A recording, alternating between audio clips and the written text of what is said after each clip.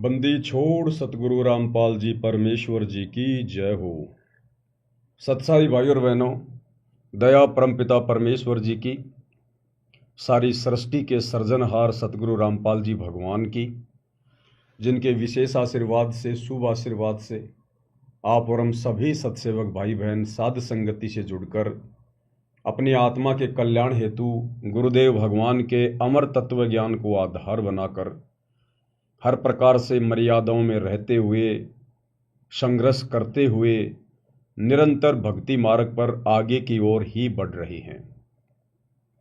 भाई और बहनों, इस कलयुग की बिचली पीढ़ी में, इस घोर कलयुग में जहां चारों तरफ राग, द्वेष, ईर्ष्या, मान बढ़ाई, मनमुटाव, हिंसा, इन सभी बकवादों का जोर है, दबाव है, प्रेशर है, और उसके बावजूद हजारों की संख्या में हंस आत्माएं अपने गुरु को परमेश्वर मानकर, पूर्ण ब्रह्म परमात्मा मानकर, और ना सामाजिक दबाव का किसी प्रकार से कोई प्रेशर ले रहे हैं, ना किसी प्रकार की लोकलाज को मान रहे हैं, बस अपनी आत्मा का कल्याण देख रहे हैं और गुरुदेव भगवान की खुशी देख रहे हैं। क्योंकि गुरुदेव भगवान स्वयं कबीर परमेश्वर हैं और ये परमात्मा इस 21 ब्रह्मांड में, इस गंदे लोक में बिजनेस करने नहीं आते, कोई और काम धंधा करने नहीं आते। इनका केवल एक ही टारगेट होता है कि जितनी ज़्यादा हो सके और कम से कम समय में अपनी विशेष प्यारी आत्माओं तक ये संदेशा पहुंचा दूं, तत्व ज्ञान पहुंचा दूं, और हर प्रकार से उनको तैयार करके और शतलोक ले चलूं। और जो जो हंस आत्माएं अपने गुरुदेव को परमात्मा मानकर और उनके हृदय की बात को भली भांति समझकर, उनके सत्संग सुनकर और उनके वचन में रहते हुए अपने जीवन का एक ही लक्ष्य बना लेती हैं कि अब की बार 84 से पार, अब की बार 84 से पार, बस इसी बात से सतगुरु प्रसन्न होता है। तो उन आत्माओं का फिर गुरुदेव के अकाउंट में एक विशेष लेखा लिख दिया जाता है। क्योंकि भाई और बहनों, हम वापस सतलोक कब जाएंगे, कब हमारा वो समय आएगा, आप और हमें नहीं पता, लेकिन गुरुदेव भगवान अंतर्यामी, सबका लेखा जोखा रखने वाले, इन्होंने पहले ही लिखा हुआ है कि कब किस आत्मा की सजा पूरी होगी। क्योंकि हम यहां 21 ब्रह्मांड में सजा भोगने के लिए आए हुए हैं। सृष्टि रचना के माध्यम से हम सबको पता चल चुका है कि सतलोक में हमने क्या बहुत भयंकर गलती की थी। हम पतिव्रता पद से नीचे गिर गए थे। हम अपने परमपिता परमेश्वर को ना पहचान कर, ना जानकर, और इस काल के ऊपर, ज्योति निरंजन के ऊपर आस्था लगा बैठे थे। और ये हमें यहां बहला फुसलाकर, मीठा लोभ लालच देकर ले आया। और अब हम यहाँ किस प्रकार से दुखी हैं, महादुखी हैं, ये आप और हमसे बिल्कुल भी छुपा हुआ नहीं है। और अगर छुपा हुआ था काल प्रभाव से, तो गुरुदेव भगवान ने हमें सद्बुद्धि देकर, शास्त्रों से प्रमाण देकर, सत्संग कर करके उस बात से भली भांति रूबरू करवा दिया है। तो भाई और बहनों, गुरुदेव भगवान को पहले से पता है कि किस आत्मा की सजा पूरी हो चुकी है। और इस कलयुग की बिचली पीढ़ी में सतगुरु रामपाल जी भगवान के धरती पर सह शरीर रहते सहते केवल वही आत्माएं पार होंगी जिन आत्माओं की सजा काल लोक से पूरी हो चुकी है। क्योंकि हम यहाँ 21 ब्रह्मांड में जेल में हैं, जेल में, ये सतलोक की जेल है। और गुरुदेव ने बताया, सतलोक में यदि कोई आत्मा गलती करती है तो फिर उसको यहां जेल में सजा के लिए भेज दिया जाता है। और यहां हम चाहे ब्रह्मा विष्णु महेश बन जाएं, वो भी हम सजा भुगत रहे हैं बिना ज्ञान के। तो यदि कोई छोटा सा गांव का सरपंच बन जाए, वो भी अपने आप को बहुत ज्यादा खुशी मानता है, सुखी मानता है कि मेरे बराबर सुखी कोई नहीं है। लेकिन गुरुदेव का तत्व ज्ञान कहता है कि यदि हम यहां ब्रह्मा विष्णु महेश की भी पदवी प्राप्त कर लेते हैं, यहाँ के छोटे मोटे राजा महाराजा, प्रधानमंत्री, राष्ट्रपति तो छोड़ दीजिए, अगर हम ब्रह्मा विष्णु महेश की पदवी भी प्राप्त करते हैं तो वो भी हम सजा भोग रहे हैं, सजा। क्योंकि ब्रह्मा विष्णु महेश की पदवी प्राप्त करके हम कितनी बकवाद करेंगे, कितने अपने कर्म फोड़ेंगे, अपनी भक्ति को खर्च करेंगे। जो भक्ति हम मनुष्य जन्म प्राप्त करके इस पृथ्वी लोक पर करते हैं, उस भक्ति की शक्ति को हम ब्रह्मा विष्णु महेश बनकर बकवाद करके, राज्य भोग के, झूठा सुख भोग के काल का, हम उसको बर्बाद करेंगे। और जब हमारे वो पुण्य समाप्त हो जाएंगे, जब ब्लेडर से हवा निकल जाएगी, गुब्बारे से हवा निकल जाएगी, फिर वो गुब्बारा झाड़ियों में जाके गिरता है, कांटे चुभते हैं, फटता है फिर वो। तो ब्रह्मा विष्णु महेश की पदवी प्राप्त करके, अपने पुण्य अक्षीण करके, फिर हम आत्माएं 84 लाख योनियों में लंबा चक्कर काटने के लिए चले जाते हैं। किसी को नरक में भेज दिया जाता है, किसी को पृथ्वी लोक पर मनुष्य जन्म दे दिया जाता है। तो भाई और बहनों, यहां तो ब्रह्मा विष्णु महेश की पदवी भी सजा है, सजा। लेकिन यह सजा हमें कब महसूस होगी? जब हम गुरुदेव की शरण में आएंगे, जब हमें ये तत्व ज्ञान सुनने को मिलेगा, और सुनने के बाद गुरुदेव के विशेष आशीर्वाद से जब हम इसको समझने लगेंगे। तो भाई और बहनों, ये वर्तमान कलयुग की पिछली पीढ़ी का समय है। परमेश्वर सतगुरु रामपाल जी भगवान स्वयं सतलोक के राजा, सतलोक के शहंशाह, एकमात्र कायनात के रचयिता, 8 सितंबर 1951 से गांव धनाना, जिला सोनीपत, हरियाणा, भारतवर्ष की पावन भूमि पे प्रकट हैं। और हर बार ये परमात्मा अपने आध्यात्मिक ज्ञान के विशेष प्रचार प्रसार के लिए भारतवर्ष की भूमि को ही चुनता है। इसलिए परमात्मा ने इस भूमि की भी भूरी भूरी जो है वो प्रशंसा की है। परमेश्वर ने इसको धन्यवाद दिया है कि धन जननी धन भूमि, कि वो माता भी धन्य जिसने भगत को जन्म दिया, और वो धरनी यानी वो धरती भी धन्य जहां भगत का जन्म हुआ। इसीलिए भाई और बहनों, भारत देश हमेशा से जगत गुरु रहा है, पूरे विश्व को आध्यात्मिक ज्ञान देता है। क्योंकि ये भूमि गुरुदेव के आशीर्वाद से, क्योंकि परमात्मा सतयुग से ही यहां पर आना शुरू कर देते हैं, भिन्न भिन्न रूप धारण करके आत्माओं में भक्ति प्रवेश जो है वो करवा देते हैं। और उस भक्ति की शक्ति से यहां पर ऋषि मुनि बनते हैं, भगत आत्माएं बनती हैं, धर्म करती हैं, यज्ञ करती हैं, वेदों अनुसार साधना करती हैं, जिस कारण से काल अन्य देशों की तुलना में भारतवर्ष की संस्कृति को ज्यादा नहीं बिगाड़ पाता है। जिस प्रकार ये पश्चिमी देशों की संस्कृति, जहां पर लोग नंगे होकर घूमते हैं, ना कोई माता पिता की शर्म है, ना कोई व्यवहार उनका अच्छा है, केवल अपना स्वार्थ ही है। लेकिन परमात्मा भारतवर्ष की भूमि को जो है वो बचा के रखते हैं भक्ति की शक्ति से। इसलिए काल ज्यादा कुछ यहां बिगाड़ नहीं पाता है। और आने वाला जो विनाशकारी समय है, हम जिस युग परिवर्तन के दौर से गुजर रहे हैं, इस युग परिवर्तन के समय में वैसे घमासान तो मचेगा ही मचेगा, इसमें तो कोई दो राय नहीं है। क्योंकि जो भक्तिहीन प्राणी हैं, जो भक्ति के योग्य आत्माएं नहीं हैं, उन आत्माओं को यहां से जाना पड़ेगा, ताकि आने वाले समय में वे आत्माएं आप और हमें डिस्टर्ब ना करें, आप और हमारी भक्ति में कोई बाधा उत्पन्न ना करें। तो उन आत्माओं को तो यहां से किसी भी कारण से जाना पड़ेगा। तो 2028 युग परिवर्तन का समय गुरुदेव ने निश्चित किया हुआ है, पूर्व निर्धारित है, और बवंडर मचेगा। क्यों मचेगा? क्योंकि गुरुदेव भगवान ने कोशिश की सन 1993 से गांव गांव जाकर लोगों को समझाकर। अब गुरुदेव ने केवल एकमात्र भारत को थोड़ी समझाना है, पूरे विश्व में उन्हीं की आत्माएं हैं। तो गुरुदेव भगवान ने फिर अपनी वचन शक्ति से आप और हमें सोशल मीडिया दी। ये विज्ञान धीरे धीरे गुरुदेव भगवान के आशीर्वाद से आगे बढ़ने लगी, क्योंकि आप देखिए भाई और बहनों, जो कलयुग का जो ये दूसरा जो ये चरण है, जो पिछली पीढ़ी है, ये 1951 से शुरू हुई है।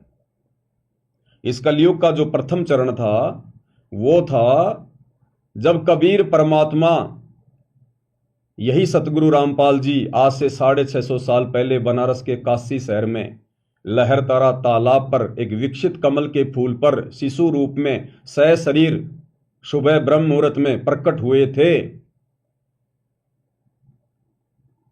सन 1398 वो दिन इस कलयुग की जो है प्रथम चरण था, वो प्रथम चरण का दिन था वो। तो सन 1398 से लेकर और जब परमात्मा मगर से अपनी लीला करके सशरीर सतलोक को गए सन 1518, तो ये जो बीच का समय था ये कलयुग की पिछली पीढ़ी का समय था। अब ये भी देखो भाई और बहनों, आप और हमारे लिए एक बहुत ही अच्छी शिक्षा देने वाला विषय है। कलयुग को स्टार्ट हुए तो 5,500 साल हो गई, लेकिन कलयुग स्टार्ट होते ही कलयुग का प्रथम चरण नहीं माना जाता। कलयुग का प्रथम चरण परमात्मा ने किस समय को सेलेक्ट किया?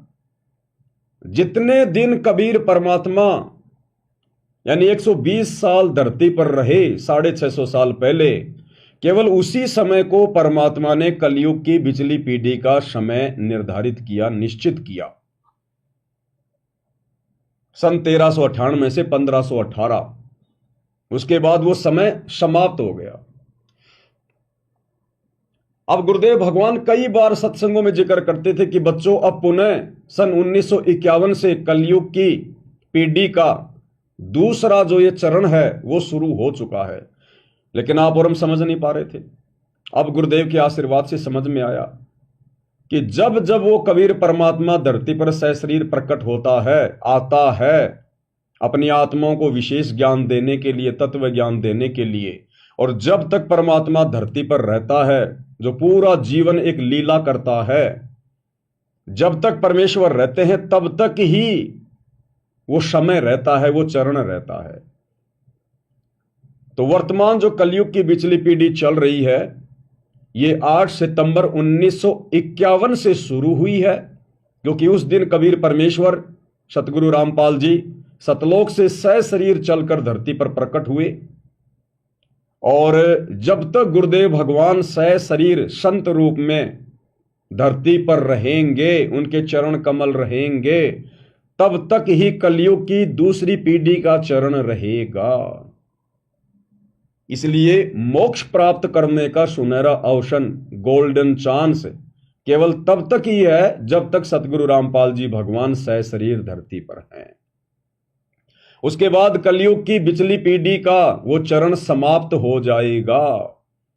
केवल ये मार्ग चलेगा, ये भक्ति चलेगी, लेकिन गुरुदेव के सतलोक गमन करने के बाद आत्माएं मोक्ष प्राप्त नहीं कर पाएंगी। इसलिए भाई और बहनों, आप और हमने ज्ञान को आधार बनाकर अपनी हर प्रकार की कमजोरियों को बाहर निकालकर और तन मन धन से सिर धड़ की बाजी गुरुदेव के चरणों में अपनी आत्मा के कल्याण के लिए लगा देनी है कि यो सौदा फिर नाही रे संतो, यो सौदा फिर नाही, और अब की बार 84 से पार। यानी अब हमने दाएं बाएं ऊपर नीचे देखना ही नहीं है। समाज, परिवार, रिश्तेदार, हमने उनकी उन ज्ञान विरुद्ध परंपराओं को, मर्यादाओं को, रीति रिवाजों को देखना ही नहीं है। आज भले दुनिया नाराज हो तो हो जाए, 100 बार हो जाए, 1,00,000 बार हो जाए, अब हमने गुरुदेव भगवान को नाराज होने का मौका नहीं देना है। रूठो चाहे जग सारा, पर रूठे ना परमेश्वर हमारा। भाई घर छूटो चाहे जग रूठो, चाहे रूठो ये संसारा हो, कौन सुनेगा मेरी काल लोक में, जय गुरु रूठ गया मेरा हो। इसलिए भाई और बहनों, अब हमारा केवल एक ही लक्ष्य होना चाहिए, एक ही टारगेट होना चाहिए कि अब की बार 84 से पार। हालांकि परमात्मा तो निश्चित करके आते ही हैं कि कितनी आत्माओं का मोक्ष होगा, कितनी आत्माओं का वो ठीक का समय आ चुका है, कितनी आत्माओं की काल लोक से सजा पूरी हो चुकी है। वो आत्मा तो जाएंगी ही जाएंगी।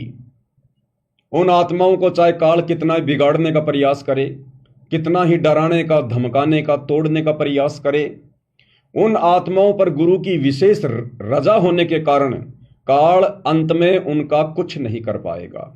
उनको तो परमात्मा ने एन केन और प्रकरण लेकर ही जाना है, एट द कॉस्ट, किसी भी कीमत पर। लेकिन ये सुनहरा मौका उन आत्माओं के पास भी है। वो आत्माएं भी अपनी सजा कंप्लीट करवा सकती हैं, जिनकी थोड़ी बहुत सजा अभी भी बाकी है, रह रही है।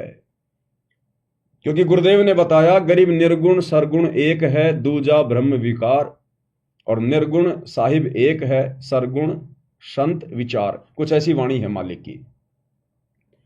यानी ये कबीर परमात्मा सतगुरु रामपाल जी जब निर्गुण रूप में सतलोक में बैठे रहते हैं, सारी सृष्टि का संचालन करते हैं एक जगह बैठकर, उस समय ये परमात्मा इस 21 ब्रह्मांड की आत्माओं को और अक्षर पुरुष के 7 संख्य ब्रह्मांड की आत्माओं को केवल उनके भाग्य के अनुसार ही सुख या दुख प्रदान करता है। अगर किसी के भाग्य में दुख है तो सतलोक में बैठा हुआ यह कबीर परमात्मा सतगुरु रामपाल जी उसे सुखी नहीं कर सकता। अगर किसी के भाग्य में सुख है तो किसी भी प्रकार का उसको दुख नहीं मिल सकता, जब तक उसके पुण्य है, जितना उसके भाग्य में, उसके प्रारब्ध में, उसकी डेस्टिनी में, उसकी किस्मत में परमात्मा ने लिख दिया है, वैसा ही होगा। लेकिन जब वो निर्गुण रूप में सतलोक में बैठा हुआ कबीर भगवान सतगुरु रामपाल जी जब सरगुण रूप में, संत रूप में, सतगुरु रूप में, तत्वदर्शी संत के रूप में धरती पर प्रकट होते हैं, उस समय वो परमात्मा हम आत्माओं के भाग्य को चेंज भी कर सकता है, हमारे भाग्य में लिखे हुए दुखों को सुखों में तब्दील कर सकता है, हमें भाग्य से अधिक दे सकता है। इसलिए आज उन आत्माओं के पास भी मौका है जिन आत्माओं की अभी काल लोक से सजा पूरी नहीं हुई है। इसलिए हम सभी ने सिर धड़ की बाजी लगानी है, क्योंकि ना तो मुझे पता क्या वास्तव में मेरा समय आ चुका है, क्या ये मेरा लास्ट जन्म है, ये बात ना तो मुझे पूरी तरह से पता है, ना आपको पूरी तरह से पता है। यानी ना तो उन भक्तों को पता जिनकी सजा का समय पूरा हो चुका है, और ना उनको पता जिनकी सजा थोड़ी बहुत पूरी है। इसलिए कोशिश सबने सिर धड़ की बाजी लगाकर करनी है। इसलिए भाइयों और बहनों, ये अंतिम दांव है, अंतिम चांस है। और इस समय यदि हम रह गए किसी भी कारण से, कारण तो आप और हमारी कमजोरी होगा, दूसरा तो कोई कारण होगा ही नहीं। परमात्मा की तरफ से तो कोई कमजोरी रहेगी नहीं। अगर कमजोरी होगी इस कलयुग की पिछली पीढ़ी में सतगुरु की शरण में आने के बाद, तो केवल आप और हम आत्माओं की रहेगी। तो हमने हर प्रकार की कमजोरी को इस ज्ञान को आधार बनाकर ही और गुरुदेव भगवान को प्रसन्न करके ही पूरा करना है। क्योंकि गुरुदेव कहते हैं, इन बातों के पाइए कर सतगुरु नजर निहाल, और राजी कर सतगुरु रूठे नू। हमने जिस सतगुरु को सतलोक में नाराज कर दिया था, कभी अनंत करोड़ युगों पहले, जब हमने काल के ऊपर आस्था प्रकट की थी, जब हम पतिव्रता धर्म से उस पद से नीचे गिर गए थे, तो उस समय हमने सतगुरु को नाराज किया था। आज वही सतगुरु कबीर साहेब सतगुरु रामपाल जी धरती पर आप और हमें लेने आए हैं। इसलिए आज हमने उनको प्रसन्न करना है, उस रूठे हुए सतगुरु को पुनः प्रसन्न करना है, राजी करना है, ताकि वे हमें अपने साथ अपने शब्द स्वरूपी विमान में बैठाकर वापस घर ले चलें। जिस घर जाने के लिए, जिस घर की प्राप्ति के लिए और आज से पहले आप और हम आत्माओं ने ही, जिनका सतयुग में भी जन्म हुआ, त्रेता में भी हुआ, द्वापर में भी हुआ, आप और हम आत्माओं ने ना जाने क्या क्या यत्न और प्रयत्न किए। परमात्मा कहते हैं ना, या गिद्दड़ वाली रात 84, यानी एक गिद्दड़ होता है, वो कुएं में गिर जाता है, झेरे कुएं में। अब जंगल में कौन सुना है उसकी आवाज, और कुआं भी गहरा, और वो बहुत ज्यादा वो प्रयास करता है बाहर निकलने का, लंबी लंबी वो छलांगा मारता है। या गिद्दड़ वाली रैन 84, आन पड़या हूं झेरे में, ऊंची ऊंची लाई छलांगा, यतन किए बहुतेरे में। तो वो गिद्दड़ बहुत ज्यादा यत्न करता है, प्रयत्न करता है, चिल्लाता है, चीखता है कि शायद कोई मेरी मदद कर दे, मैं यहां से बाहर निकल जाऊं। लेकिन वो इतनी ऊंची छलांग नहीं लगा पाता कि कुएं से बाहर निकल जाए, और सुनने वाला भी वहां कोई नहीं। अंत में उसको वहां भूखा प्यासा मरना पड़ता है, उसकी दुर्गति होती है, तड़प तड़प के मरता है वो गिद्दड़, जो जंगल में किसी गहरे कुएं में गिर जाता है। तो आप और हम इस 21 ब्रह्मांड रूपी काल के झेरे कुएं में गिरे हुए हैं। और गुरुदेव ने कहा कि पुण्यात्माओं, सतयुग से लेकर त्रेता द्वापर में युगों युगों तुम लोगों ने इस झेरे कुएं से बाहर निकलने के लिए बहुत यत्न किए, प्रयत्न किए, घर छोड़ा, बाल बच्चे छोड़े, संपत्ति छोड़ी, वैराग्य धारण किया, साधु बने, कभी संत बने, कभी जंगल में गए, कभी गुफाओं में गए, अपना शरीर गाड़ दिया, लेकिन तुम इस झेरे कुएं से बाहर निकल ना पाए, क्योंकि रास्ता नहीं था, मार्ग नहीं था, विकल्प नहीं था। गुरुदेव कहते हैं ना कि लकड़ी की कुल्हाड़ी से यदि आप किसी पेड़ को काटना चाहोगे, वो नहीं कटेगा, इम्पॉसिबल। उसके लिए तो लोहे की तीखी कुल्हाड़ी चाहिए, यानी साधन भी बिल्कुल परफेक्ट चाहिए।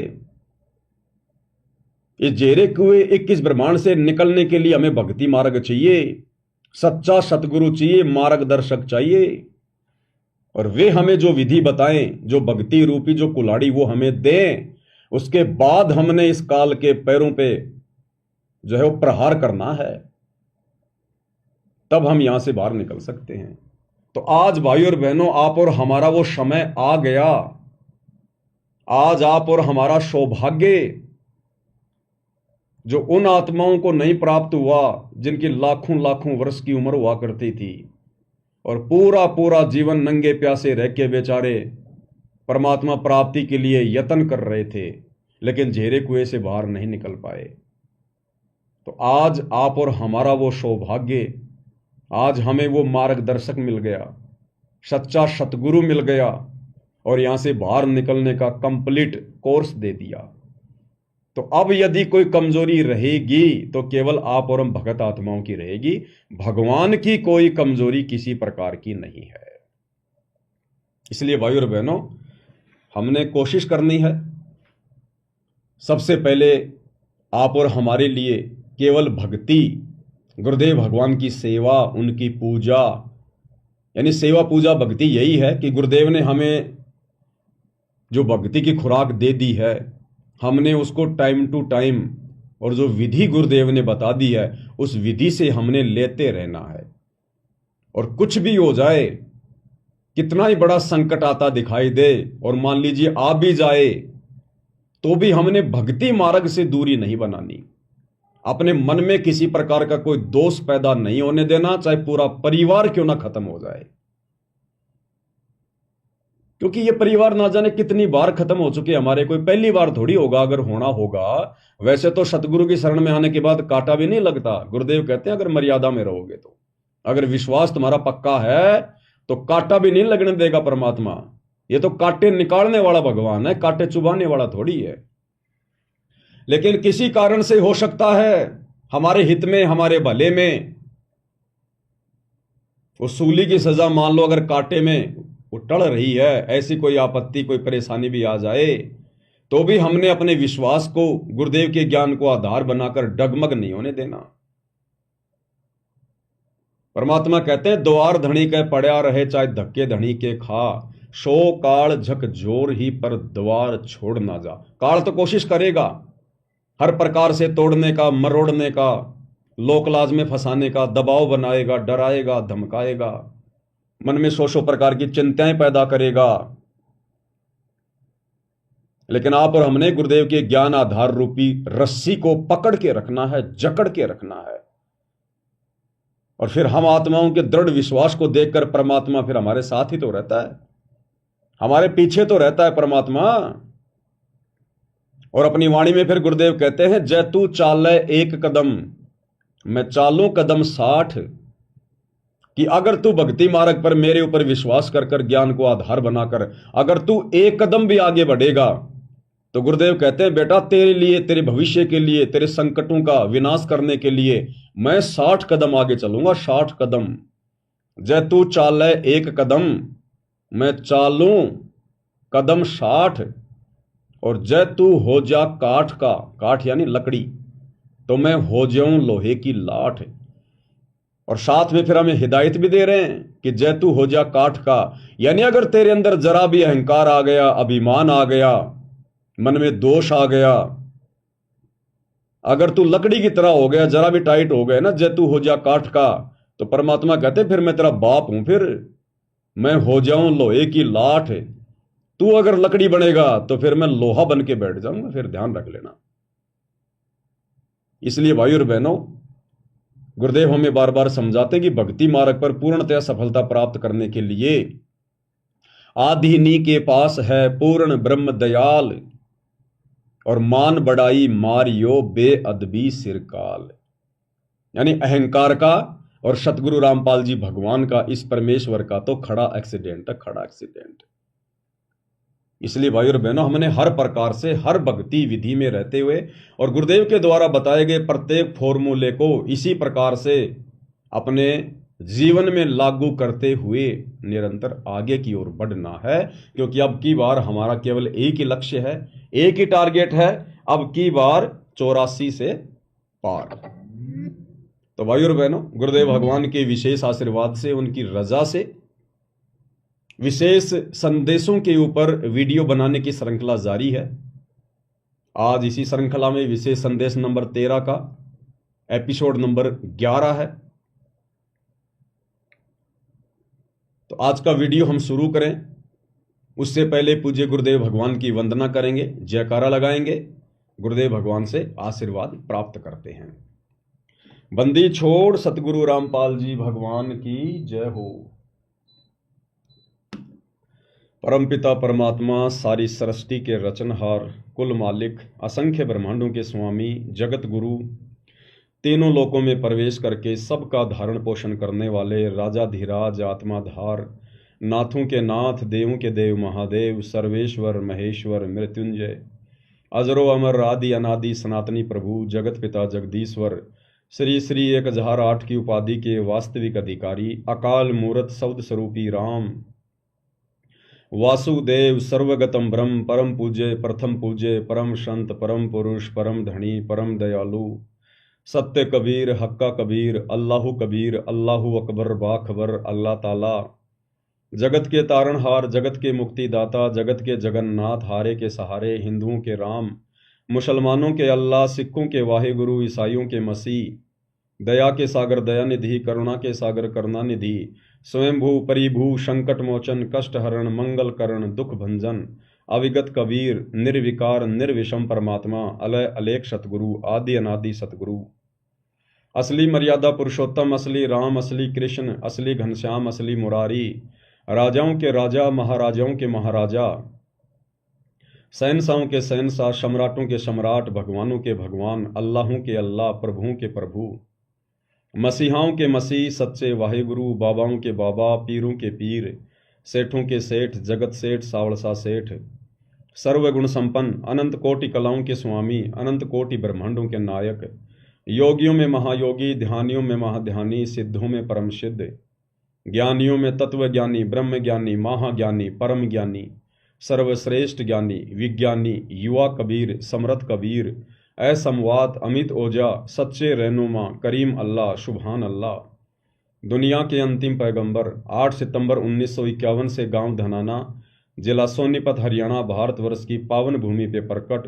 रियल कल की भगवान श्री नारायण साकार हरि, श्री बाबा साहेब नूर अनंत परमात्मा, सच्चे दरवेश, सच्चे बाखबर, संत शिरोमणि सतगुरु रामपाल जी परमेश्वर जी के चरण कमल में साध संगति से जुड़े हुए देश विदेश से आप और हम सभी सत्सेवक भाई बहनों का अनंत कोटि दंडवत प्रणाम। तो भाई और बहनों, गुरुदेव भगवान की विशेष रजा और उनकी विशेष रजा का विशेष संदेशों के माध्यम से विशेष फायदा उनकी विशेष आत्माएं ही उठा सकती हैं। और वो भाई बहन तमाम विशेष आत्माओं की श्रेणी में हैं, संज्ञा में हैं, जिनको गुरुदेव भगवान ने बरवाला कांड के बाद अपना विशेष आशीर्वाद देकर साध संगति से जोड़ रखा है। और साध संगति से जुड़कर जो आत्माएं धीरे धीरे अपने आप को मरा हुआ समझने लग रही हैं, जिन आत्माओं को अपनी भक्ति और मर्यादाओं के अलावा किसी भी चीज की कोई विशेष चिंता नहीं है, जिन्होंने अपना एक ही टारगेट बना लिया, अब की बार 84 से पार, तो ये विशेष संदेश उन्हीं आत्माओं को समझ में आएंगे। अन्य भाई बहन इन गुरुदेव भगवान की ज्ञान आधारित बातों को सुनकर भी, क्योंकि आप और हम दो कोटि के जीव अगर कुछ भी बोलते हैं तो गुरुदेव के ज्ञान को सामने रख के बोलते हैं, क्योंकि आप और हमारे पास में कुछ भी नहीं है, कुछ भी। लेकिन गुरुदेव ने हमें बहुत कुछ बना दिया, बहुत कुछ, यहां के शंकराचार्यों से सैकड़ों गुना ऊपर बना दिया परमात्मा ने। इसलिए परमेश्वर ने साध संगति के माध्यम से आप और हमें अधिकार दिया है, आशीर्वाद दिया है, दृढ़ता प्रदान करने का, कि सत्संग में बूटे साधु एक से एक अगाधु, नर उनकी शरणा लाग जिनकी झुकी तड़े ने डाली। गुरुदेव कहते हैं कि अपने गुरु के सत्संग सुनने के बाद अपने भगत भाई बहनों के बीच में बैठकर, और विशेषकर उन भक्तों के बीच में मंडली बनाकर बैठना चाहिए जो भगत भाई बहन काफी समय से भक्ति मार्ग से जुड़े हुए हैं, जो पुराने भगत भाई बहन हैं। उनके बीच में बैठने से परमात्मा की चर्चा होगी और बहुत सारे भक्ति के नए नए कंसेप्ट निकलकर सामने आएंगे। वो बातें सुन सुनकर उन पुराने भक्तों के मुख से और नए भक्तों का विश्वास दृढ़ होगा, गुरुदेव के चरणों में उनकी श्रद्धा बनेगी, उनकी आस्था दृढ़ होगी। इसलिए गुरुदेव ने साध संगति को विशेष महत्व दिया है कि साध संगति हरि भक्ति बिन कोई न उतरे पार, और निर्मल आदि अनादि है गंदा सब संसार। तो भाई और बहनों, अब आप विचार करो, थोड़ा सा कॉमन सेंस का इस्तेमाल करो कि वर्तमान में गुरुदेव भगवान का सत मिशन, उनका 13वां यथार्थ कबीर पंथ कहां से चल रहा है।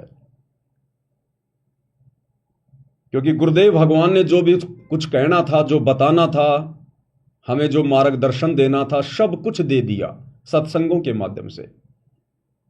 और हमारी परीक्षा के लिए, हमारे को जांचने के लिए, परखने के लिए, जैसे हीरे को जांचा जाता है, परखा जाता है, अहरण के ऊपर रख के घण की चोट मारी जाती है, अगर जरा भी अगर वो टूट जाता है, वो किरच हो जाता है, तो वो 2 आने का भी नहीं, उसको फेंक दिया जाता है, कोडियों के भाव जाता है, कोडियों के भाव। और जिसके ऊपर घण की चोटों पे चोट मारने के बाद भी अगर वो टूटता नहीं है, निशान भी नहीं पड़ता है, तो उसकी कीमत करोड़ों में होती है। तो 2014 बरवाला कांड के बाद का जो समय है, ये समय गुरुदेव अपने हीरों को परख रहे हैं हिसार जेल में जाकर बैठकर। तो गुरुदेव भगवान तो बैठ गए जाकर हिसार जेल में। अब पीछे क्या है? पीछे ये सतलोक आश्रम है। संगत कहां जाती है? इन आश्रमों में जाती है। तो विचार करो, गुरुदेव का मिशन चल कहां से रहा वर्तमान में, क्योंकि गुरुदेव तो जेल में जाकर बैठ गए। और पीछे ये जितने भी सतलोक आश्रम खुले हुए हैं, इन सतलोक आश्रमों के संचालकों की, गुरुदेव के परिवार की, इन कोऑर्डिनेटरों की एक की भी मर्यादा सुरक्षित नहीं है। गुरुदेव ने हमें जो मार्ग दिखाया, जो मर्यादा बताई, ये लोग लगातार उसकी धज्जियां उड़ा रहे हैं। इस भक्ति मार्ग में राजनीति का समावेश इन लोगों ने कर दिया। गुरुदेव ने कहा, बेटा राजनीति नहीं करनी, हम एक धार्मिक संस्था चलाते हैं, हमारा राजनीति और राजनेताओं से कोई संबंध नहीं है, हमने तो मोक्ष प्राप्त करना है, सतलोक चलना है, यहां की राजनीति तो बहुत गंदी है।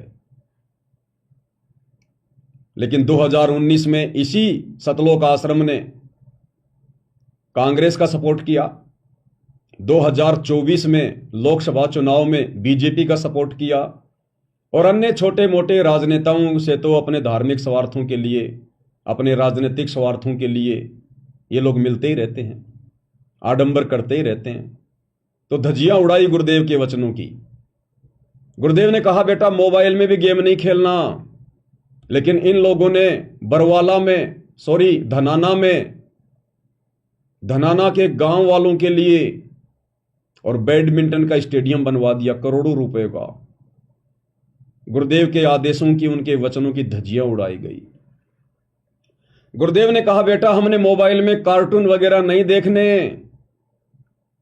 इन लोगों ने कहा, गुरुजी कोई बात नहीं, कार्टून नहीं देखेंगे, हम तो आपका ही कार्टून बना देंगे। और इन लोगों ने एक 25 मिनट की, अभी 28 जून 2025 को जो एक 3D फिल्म चलाई है, इन्होंने गुरुदेव भगवान का ही कार्टून बना दिया और पूरी संगत को दिखा दिया, सबकी मर्यादा तोड़वा दी। गुरुदेव ने कहा कि हमने मोबाइल में कार्टून नहीं देखना। इन लोगों ने गुरुदेव को कार्टून बनाकर और पूरी संगत को दिखा दिया। आदेशों की धज्जियां उड़ाई गई।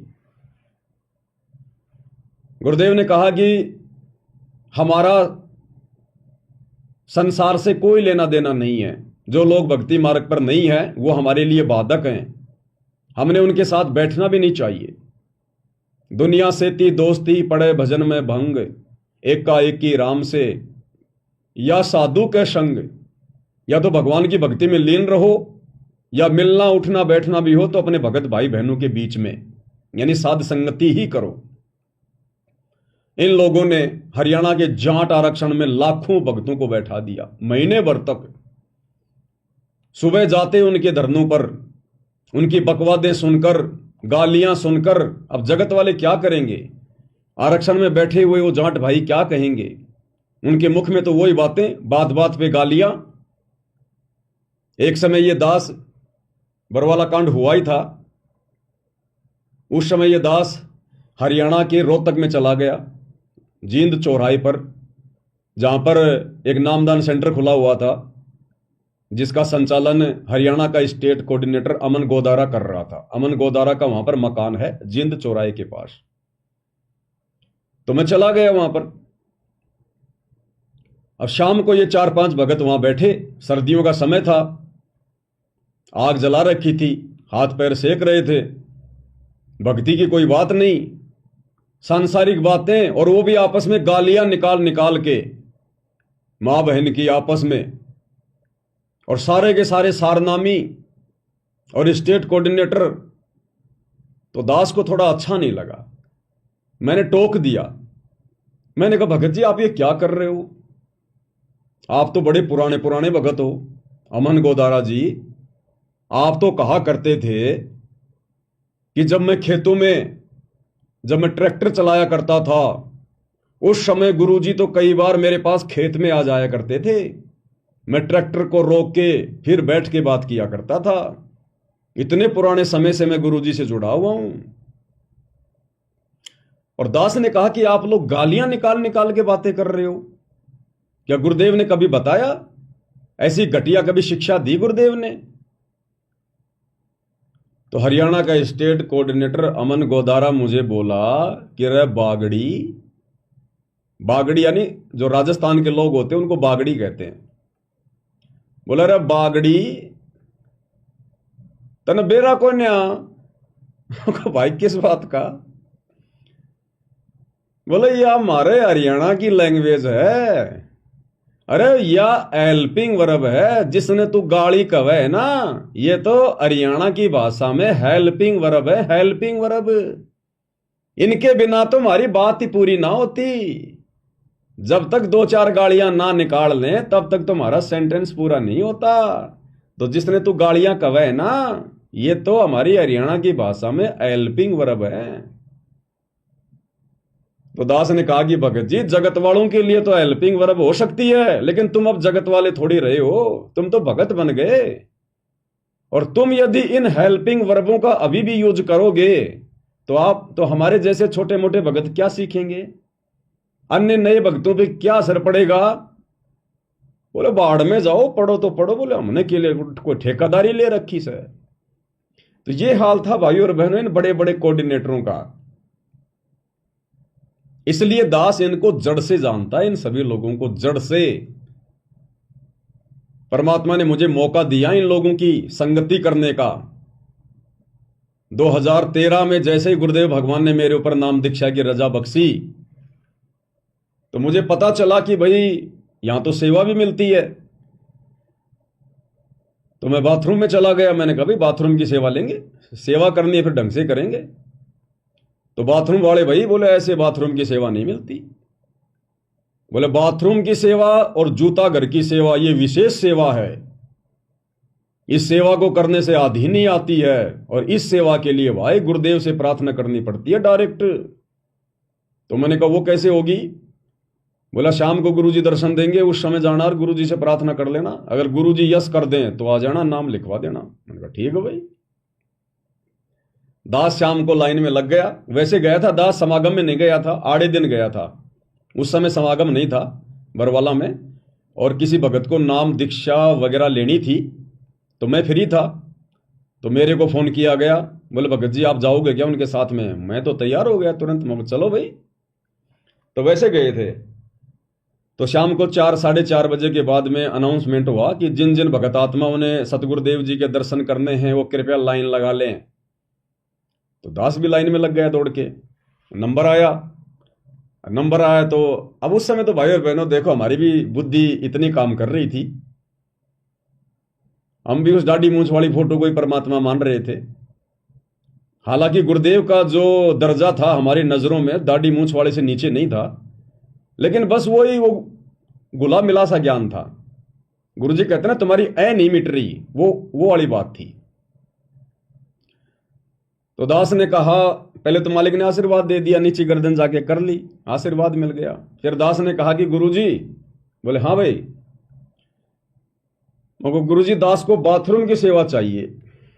अब ये मेरा बोलना भी बिल्कुल बेकार था, क्योंकि गुरुदेव एक सत्संग में कहते हैं कि बहुत सारे भगत जो है बार बार कहते हैं गुरुजी सार नाम दे दो, गुरुजी सार नाम दे दो। तो गुरुजी ने कहा रे अभी तो तुमने बोलना भी ढंग से नहीं सीखा, अभी तो तुम लोगों ने बोलना भी ढंग से नहीं सीखा कि अपने गुरु के साथ में कैसे बातचीत की जाती है, और तुम बाट देख रहे हो सार नाम की। तो उसी प्रकार से दास ने कहा कि गुरुजी मुझे बाथरूम की सेवा चाहिए। अब ये हो गया एक प्रकार से आदेश हो जाता है कि मुझे बाथरूम की सेवा चाहिए। लेकिन भाई और बहनों उस समय ज्ञान नहीं था, बिल्कुल भी नए नए जुड़े थे, 2013 की बात है। अब 2-4-5 महीने में कहां से ज्ञान हो जाएगा। लेकिन मालिक तो अंतर्यामी है, जानी जान है, परमात्मा तो हमारे भाव देखता है। तो गुरुदेव ने कहा कि बेटा कहां से है। अब उस समय यह भी नहीं पता था कि भाई गुरुजी अंतर्यामी है। तो मैंने कहा गुरुजी मैं जयपुर से हूं। तो बोले जा बेटा ले ले बाथरूम की सेवा जा। अब मैं तो करके दंडवत प्रणाम और सीधा गया बाथरूम में। वहां पर एक वेद प्रकाश भगत जी थे, पलवल के, हरियाणा के। तो उनके पास गया, मुझको भगत जी गुरुजी ने आशीर्वाद दे दिया। तो बोला ठीक है, बोलो लिख ले नाम। मेरा नाम लिख दिया गया। अब बाथरूम वालों की सेवा होती थी समागम के समय, यानी 3 दिन का गुरुदेव सत्संग किया करते थे। तो सत्संग के समय जब सारे भगत आत्मा पंडाल में बैठी रहती थी, सुबह 11 बजे से 1 बजे तक, उस समय बाथरूमों में भीड़ नहीं होती थी, क्योंकि सब लोग बैठ के सत्संग सुन रहे होते थे। कुछ एक मेरे जैसे निकम्मे होते थे जो सत्संग के समय भी बाथरूम में आते जाते रहते थे। अब ठीक है, किसी को कोई विशेष प्रॉब्लम है पेट खराब है या कोई वैसे कोई दिक्कत है, वो तो चलो सत्संग में उठ के गुरुदेव को प्रणाम करके आ सकता है, लेकिन वहां तो लाइन लगी रहती थी बरवाड़ा में। और कई बार तो गुरुदेव भगवान ने बीच में रोकना पड़ता था उनको सत्संग में, दुखी होके कि रे तुम मुश्किल से थोड़ा बहुत समय निकाल के आते हो और ये 2-3 घंटे का सत्संग भी तुम बैठ के नहीं सुन सकते। और गुरुदेव कहते थे कि सत्संग में आके बात चलावे और उस अपराधी आत्मा को फिर 3 लोक नहीं ठोर। यानी भगवान सामने बैठ के सत्संग कर रहा है और हम इधर उधर भाग रहे हैं, यानी हम भगवान की हम कोई परवाह नहीं कर रहे, हमें डर नहीं है, हमें भय नहीं है। एक मुख्यमंत्री यदि मीटिंग ले रहा हो तो मुख्यमंत्री की इजाजत के बिना दूसरे व्यक्ति बाथरूम करने भी नहीं जाते कि कहीं मुख्यमंत्री जी नाराज ना हो जाए। और यहां तो सामने भगवान बैठे, लेकिन उस समय भाई और बहनों सब गुरु को मानुष ही मान रहे थे, हम भी उसी श्रेणी में थे। तो उस समय हम लोग बाथरूम को साफ किया करते थे, बाथरूमों की सेवा किया करते थे। तो उस समय ये सारे के सारे चौधरी लोग, ये कोऑर्डिनेटर वगैरह, ये बड़े बड़े ये परम भगत जो आज राजनीतियां कर रहे हैं, ये सारे के सारे उस समय बाथरूम में आ जाया करते थे। सत्संग तो बेचारी आम संगत सुना करती थी, चौधरी थोड़ी सुनते हैं सत्संग। तो वहां जाते थे सारे, तो घंटा आध घंटा तो बाथरूम की सफाई करवाया करते थे और उसके बाद में फिर बाथरूम वाले उस कमरे में बैठ जाया करते थे कोने में। और उधर तो सत्संग चल रहा है मालिक का, छोटा सा स्पीकर वहां भी लगा होता था, उसकी तो आवाज कर देते थे कम और खुद फिर आपस में अपने घरविद की बातें किया करते थे, राजनीति की बातें किया करते थे ठाके लगा लगा के। अब मैं भी ज्यादा उनकी राजनीति को नहीं समझ पाया करता था, कभी कभी सत्संग में ध्यान दे लिया, कभी कभी उनकी बातें सुन ली। तो इस प्रकार से मामला चलता रहता था। तो उस समय भाई और बहनों इन सब से मेरे संपर्क हो गए। हमारे घर पर उस समय गाय थी, गाय। तो ये कहा करते थे, बागड़ी राजस्थान में घी अच्छा मिलता है, घी का बंदोबस्त है क्या? मेरे मिल जाएगा, हमारे तो खुद का गाय है। तो कभी तो मेरे से 1 किलो मंगवाते, कभी 2 किलो मंगवाते और पैसे मेरे को दे दिया करते थे। तो कभी तो हरियाणा का स्टेट कोऑर्डिनेटर मेरे से घी मंगाता था, फिर उसको पता चलता कि कहां से मंगवा रहा है, अरे वो बागड़ी ले आवे, बागड़ी वो पवन। फिर यो राष्ट्रीय समाज सेवा समिति का अध्यक्ष रामकुमार ढाका आया, अरे बोलो बागड़ी मन को ने लाके दे, मगवा तेरे से क्या दुश्मनी है, फिर उसको लाके दिया। ऐसे कईयों को मैं वहां घी ला के दिया करता था। तो इनसे मेरी अच्छी खासी जान पहचान सी हो गई थी। तो इनके आचार विचार व्यवहार का भाई और बहनों कितना ये गुरु जी को मानते थे, पहचानते थे, क्योंकि हम तो चलो नए थे उस समय, साल भर भी नहीं हुई थी, लेकिन ये लोग तो 10-10 साल से, 15-15 साल से जुड़े हुए थे। तो आज इनका वो आचरण, वो रवैया, कितना इन्होंने गुरु जी को जाना पहचाना, आज भली भांति समझ में आ रहा है आज, कि आज भी ये लोग गुरु जी को मानुष ही मान रहे हैं। तो गुरुदेव के जेल जाने के बाद इन्होंने उनके हर प्रकार के नियमों की, मर्यादाओं की धज्जियां उड़ा रखी है, धज्जियां। इसलिए भाई और बहनों, दास ने उसको समझाया कि भगत जी, आम जगत वाला तो गालियां निकाल सकता है बातचीत में, लेकिन भगतों ने नहीं निकालनी चाहिए। बोले ना भाई ना, जब तक गाली ना निकाले हमारी बात ही पूरी नहीं होती। तो इस प्रकार से भाई और बहनों, दास पहले इनकी कुसंगति का शिकार था और शायद परमात्मा ने इसीलिए दास को इनके नजदीक जाने का मौका दिया, ताकि आगे चलकर परमात्मा ने बरवाला कांड के बाद में दास को निमित्त बनाना था, निमित्त साध संगतियों के लिए। और इनके आचरण से परमात्मा ने मुझे पहले ही परिचित करवा रखा था। और उसके बाद जब ये सरेआम गलतियां करने लग गए गुरुदेव की गैर हाजिरी में, तो फिर तो विश्वास दृढ़ हो गया कि ये तो वास्तव में बकवादी आदमी है, ये तो काल की आत्माएं हैं, ये सतगुरु के अंश नहीं है, खाली दिखावे के भगत हैं, दिखावे के भगत है। और आज देख लो इनका मनमाना आचरण आज सबके सामने है, सबके सामने। तो भाई और बहनों, ये जो विशेष संदेश हैं, ये केवल परमात्मा अपनी विशेष आत्माओं के लिए हिसार जेल से भेज रहे हैं, उनको दृढ़ करने के लिए। अन्यथा ये विशेष संदेश इन आश्रम वालों के बिल्कुल भी पल्ले नहीं पड़े। इनके अंदर गुरुदेव भगवान ने जो संकेत वगैरह जो छुपा रखे हैं, जो गूढ़ बातें छुपा रखी हैं, जिसको सुन सुनकर आप और हमारा विश्वास आसमान में जा रहा है, और इनको पता भी नहीं है कि इनके अंदर क्या अमृत छुपा हुआ है। आज इन विशेष संदेशों के ऊपर निष्कर्ष केवल आप और हम सत्सेवक भाई बहनें निकाल पा रहे हैं। इनकी तो वही दिनचर्या है जो इन जगत वालों की है। जैसे परमात्मा कहते हैं ना कि कोयल की आवाज सुनकर कोयल के बच्चे तो कान खड़े कर लेते हैं, और जो कौवे वाले हैं उनके असर भी नहीं होता। तो अपनी माता के ये विशेष संदेश सुनकर सतगुरु रामपाल जी भगवान के, क्योंकि ये अपनी माँ है, ये सारे जगत की अम्मा है, असल में यही तो जगदम्बा है। हम जगदम्बा सुन के और दुर्गा जी का ध्यान कर लेते हैं, नहीं। दास ने आपको पहले भी बताया था, इस काल ने इस प्रकार के जितने भी नाम हैं, राम, कृष्ण, ब्रह्मा, विष्णु, महेश, महादेव, ये सारे नाम इस काल ने अपने परिवार के लोगों के रख दिए, अपने तीनों बेटों के, फिर उनके जो अवतार जाते हैं उनके, अपनी पत्नी दुर्गा के, ताकि ये संसार इन्हीं में उलझा रहे। जबकि ये सारे के सारे नाम इस कबीर भगवान सतगुरु रामपाल जी के उपमात्मक नाम है। उपमात्मक नाम, जैसे जल के उपमात्मक नाम होते हैं, नीर, पानी, इस प्रकार से।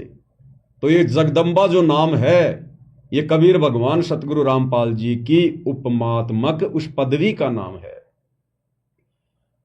हमें गुरुदेव भगवान मंगलाचरण में बताते हैं, सुनाते हैं कि जगदम्बा जगदीशम और मंगल रूप मुरारी, तन मन अर्पूं शीसम भक्ति मुक्ति भंडारी। जगदम्बा जगदीशम, जगदम्बा जगत प्लस अम्मा। यथार्थ भक्ति बोध के सरलार्थ में जब हम वीडियो बना रहे थे तो गुरुदेव ने क्या वहां पर लिखा है, जगदम्बा का जगत प्लस अम्मा, यानी जो सारे संसार की मां है, जो सारे संसार का धारण पोषण जो करता है, असल में वो जगदम्बा है। तो कौन करता है? कबीर भगवान सतगुरु रामपाल जी। तो ये जगदम्बा शब्द भी गुरुदेव भगवान के लिए है, इस कबीर परमात्मा के लिए है। तो अपनी मां की भाषा को उसके बच्चे ही समझ सकते हैं। तो इन विशेष संदेशों को केवल उनकी विशेष आत्माएं, सत्सेवक भाई बहन ही समझ रहे हैं, अपने जीवन में लागू भी कर रहे हैं, अमल भी कर रहे हैं। तभी तो हमारा विश्वास बढ़ता जा रहा है, हमें आज इतनी दृढ़ता प्राप्त है।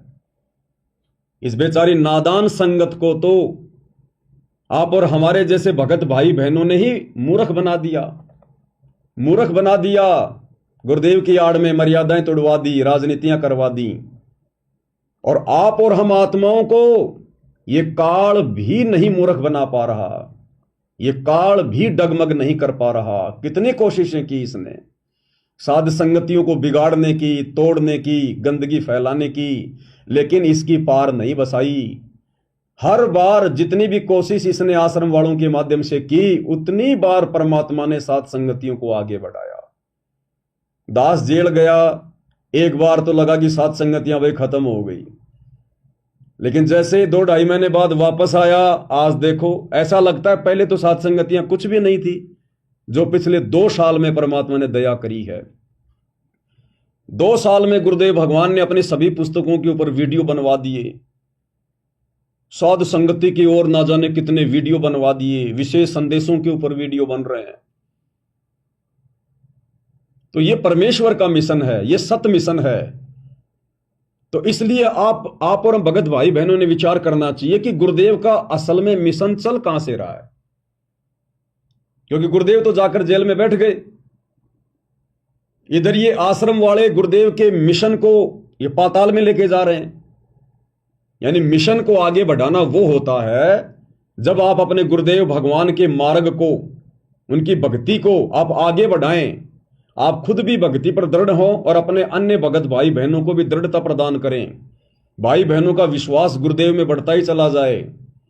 ये होता है मिशन को आगे बढ़ाना। और इन लोगों ने तो गुरुदेव की सारी मर्यादाओं की धज्जियां उड़ा दी।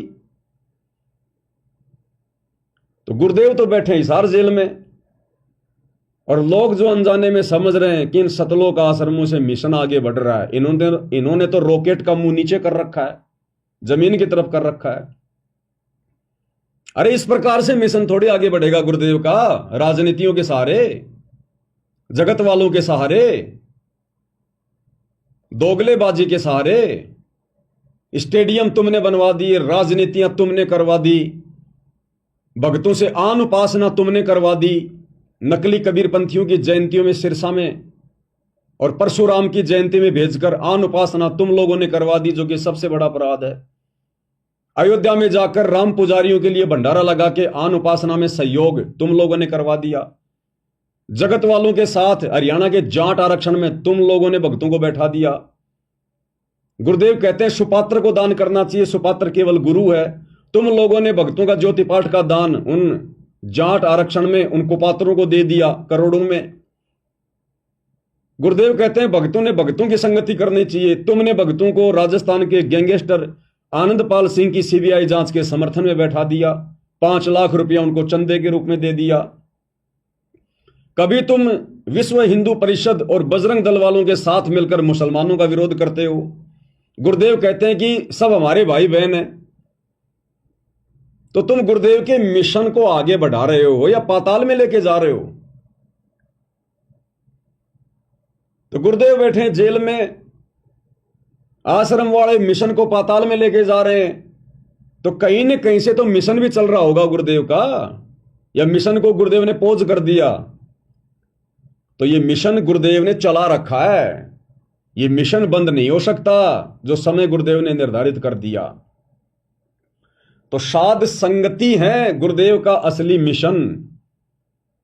यह है यथार्थ 13वां कबीर पंथ, जहां आत्माओं को दृढ़ किया जा रहा है, संसार से उल्टा हटाया जा रहा है। भक्तों की रग रग में, रोम रोम में गुरुदेव को परमात्मा के रूप में बैठाया जा रहा है। भक्तों का ध्यान, उनकी सुरती सतलोक में लगाई जा रही है। यह है गुरुदेव का मिशन। काल लोक से आत्माओं को बाहर निकालने का मिशन यह है। तो यहां दया कर रखी है गुरुदेव भगवान ने। तो भाई और बहनों, अब आप और हम भी इतने नादान, इतने अनजान ना रहें। ये काल ज्यों ज्यों समय आगे बढ़ेगा भी ये त्यों त्यों ये हो सकता है और गंदगी फैलाने का प्रयास करे, क्योंकि नए नए हथकंडे अपनाएगा। इसको चैन बिल्कुल भी नहीं है। इसको पता है कि तेरा भोजन जाएगा, आत्माएं जाएंगी, तो ये हर प्रकार से गंदगी फैलाने का प्रयास करेगा। लेकिन गुरुदेव के आशीर्वाद से अब साध संगति से जुड़ी हुई 90% आत्माएं बिल्कुल दृढ़ हो चुकी हैं। 5-10% तो खैर नए भगत भाई बहनें जुड़ते रहते हैं, इतना जल्दी समझ में नहीं आता है। लेकिन 90% आत्माएं जो लगभग 4-5 साल से साध संगति से जुड़ी हुई हैं, वो बिल्कुल दृढ़ भगत हैं, दृढ़। उनको तोड़ना तो बहुत दूर की बात है, उनको हिलाना भी मुश्किल है, हिलाना भी। लेकिन इसका मतलब ये नहीं कि हम बेखबर हो जाएं। भैया जंग लोहे में भी लग जाती है, चाहे लोहे की कोई गाडर पड़ी है, जंग उसमें भी लग जाती है अगर साफ सफाई नहीं रखी तो हम चाहे कितने दृढ़ हैं, कितना ज्ञान समझ में आ रहा है, अपनी मर्यादाओं के लिए हमने चौकस रहना पड़ेगा, चौकस। ना जाने कब कहां किस बात को लेकर ये काल अपना गेम खेल जाए। तो हर प्रकार से गुरुदेव भगवान के तत्व ज्ञान रूपी अस्त्र शस्त्र हमने सुसज्जित करके रखने। वज्रवान की बोऊ बाड़ी और सतगुरु संत जीत है राड़ी। गुरुदेव का तत्व ज्ञान हमारे लिए ये वज्रवान है, हथियार है। ये लड़ाई हमने ज्ञान आधार से लड़नी है, मर्यादाओं में रहते हुए। तो भाई और बहनों, विशेष संदेश के ऊपर हम आगे बढ़ते हैं पूज्य गुरुदेव जी के आशीर्वाद से। और पिछली बार एपिसोड नंबर 10 में गुरुदेव ने हमें द्रौपदी की कथा का आंशिक जिक्र किया कि किस प्रकार से द्रौपदी ने सुपात्र को दान किया। कुपात्र को दिया हुआ दान फलित नहीं होता है, सुपात्र को दान किया। कबीर परमेश्वर सतगुरु रामपाल जी अंधे महात्मा का रूप बनाकर अपनी आत्मा के भविष्य को देखते हुए कि आगे चलकर इसके ऊपर ऐसा संकट आएगा, और परमेश्वर कहते हैं कि गैल गैल लाग्या फिरूं जब तक धरती आकाश, गोता मारूं सुरग में जा बैठूं पाताल। जो जन मेरी शरण है ताका हूं मैं दास, और गैल गैल लाग्या फिरूं जब तक धरती आकाश। तो ये द्रौपदी वाली आत्मा किसी युग में सतगुरु रामपाल जी भगवान की शिष्या थी, या उनकी शिष्य थी, स्त्री थी या पुरुष थी, और मालिक को पता था कि आने वाले समय में इसके ऊपर ऐसे ऐसी आपत्ति आएगी। तो जिन आत्माओं के पास में भक्ति धन होता है, परमात्मा उन आत्माओं की रक्षा करता ही करता है, चाहे वो उनकी शरण में हो या ना हो। तो परमात्मा ने पहले ही उससे एक साड़ी का टुकड़ा दान में ले लिया, और उसके प्रतिफल में परमात्मा ने उस आत्मा के आने वाले संकटों का मर्दन किया, निवारण किया। यानी इस कथा के माध्यम से गुरुदेव ने हमें यह भी शिक्षा दी कि वर्तमान में सुपात्र को, सतगुरु को किया गया दान धर्म वर्तमान जीवन में भी आपके काम आ सकता है। यानी उसके बाद तो सतगुरु का काम है कि वो दान गुरुदेव ने हमारे वर्तमान जीवन में कहीं हमारे हित में लगाना है, या फिर भक्ति मार्ग में मोक्ष के लिए उसको यूज करना है, या फिर मोक्ष नहीं हुआ तो नेक्स्ट जीवन में उसका जो प्रतिफल है वो देना है। वो तो सतगुरु को समर्पित करने के बाद सतगुरु का काम है कि वो कैसे उसका यूटिलाइज करेंगे, वो क्या करेंगे। इसलिए सुपात्र को अपने गुरुदेव भगवान को ही ज्योति पाठ का पैसा देना चाहिए, 10वां अंश का पैसा देना चाहिए, या अन्य दान धर्म जो है वो करना चाहिए। अगर कुपात्रों को दोगे तो देख लो इन आश्रम वालों ने क्या हाल कर दिया संगत का। संगत को भेड़ बकरियां बना के छोड़ दी, भेड़ बकरियां। यानी भेड़ बकरियों को डंडा दिखा के किधर भी मोड़ दो, चाहे परशुराम की जयंती में मोड़ दो, चाहे सिरसा में नकली कबीर पंथियों की जयंती में मोड़ दो, चाहे उनका मुंह हरियाणा के जाट आरक्षण में मोड़ दो, आनंदपाल सिंह की सीबीआई जांच की तरफ जोड़ दो, अयोध्या में भंडारे की तरफ मोड़ दो, कहीं भी मोड़ दो उनका मुंह। तो यह है कुपात्रों को ज्योति पाठ और दान देने का नतीजा वर्तमान में गुरुदेव की गैर हाजिरी में। उसके बाद गुरुदेव भगवान ने फिर आगे हमें और क्या सुशिक्षा दी द्रौपदी की कथा के माध्यम से। अब हम आगे बढ़ते हैं भाइयों और बहनों, जितना परमात्मा समय देंगे थोड़ा बहुत। अब जैसे द्रौपदी ने एक 6 इंच 7 इंच चौड़ा 8 इंच चौड़ा 3 फुट का एक कपड़ा पाड़ के साड़ी में से दिया था, उसने नीच सा दिया था, उसका बिना मेरा था मैं क्यों दे रही हूँ कि इससे मुझे फल मिला है इसलिए दे रही हूँ। वो तो एक अपना धार्मिक और एक अपनी इंसानियत के नाते और साधु देख कर दान किया। जब धनी का काम पड़ा, जब उसको नंगा करने लगे, वहां था धनी का काम। कहते गरीब कल्पे कारण कौन है कर सेवा नहीं काम, और मन इच्छा फल देता जब बड़ा धनी से काम। वह धनी का काम था, खेचत खेचत खेच शीशा सिर पर बैठे है जगदीशा, द्रौपदा के चीर बढ़ाए संग संग को पार निकले, द्रौपदा को दीने लीर जाके अनंत बढ़ाए चीर। अब क्या बताते हैं, बाद में श्री कृष्ण उसका गुरु थे, वो आए तब द्रौपदी ने उनसे पूछा कि हे गुरुदेव, हे भगवान, ये मेरे ऊपर कैसी कृपा हुई, कौन सा मेरा धर्म कर्म ऐसा था कि मुझे इतना परमात्मा ने ऐसा कुछ कर दिया। तब दिव्य दृष्टि से श्री कृष्ण ने देख कर बताया कि जब तू अपने माँ के घर थी, कंवारी थी, तेने ऐसे से दरिया पर नहाने गई थी, एक साधु दरिया में स्नान कर रहा था, उसकी कॉपी ने कैथी कपड़ा लंगोट वो बह गया था, पानी में शर्म के मारे खड़ा था, और तन्ना अपनी साड़ी मत कपड़े चीर पाड़ कर दिया था। उसके प्रतिफल में परमात्मा ने आपकी इज्जत रखी है। क्या कह रहे हैं गुरुदेव भगवान। वो साड़ी का एक टुकड़ा जो द्रौपदी ने दिया था अंधा महात्मा समझकर, उसके प्रतिफल में, क्योंकि वो साड़ी का टुकड़ा सुपात्र को दिया था, किसी कुपात्र को नहीं दिया, किसी भांग धतूरा सुल्फा पीने वाले साधु संत को नहीं दिया, आन उपासना करवाने वाले नकली बाबा को नहीं दिया। उस संत रूप में सुपात्र कबीर भगवान थे, सतगुरु रामपाल जी थे, और उसके प्रतिफल में परमात्मा ने फिर द्रौपदी का चीर बढ़ाया। दुशासन 10,000 हाथियों जितना बल था, और खेचत खेचत खेच कसीसा, यानी पसीने आ गए उस पहलवान के, लेकिन द्रौपदी को नंगी नहीं कर पाया। अभी भाई और बहनों, कुछ दिनों पहले गुजरात के अहमदाबाद में वो प्लेन हादसा हुआ एयर इंडिया का। एक यात्री को छोड़कर सभी मारे गए। वो एक क्यों बच गया? अब दुनिया के लिए तो वो रहस्य है, दुनिया के लिए तो वो हीरो बन गया कि ये बच गया, बड़ा सौभाग्यशाली, इसकी किस्मत ने जोर दे दिया।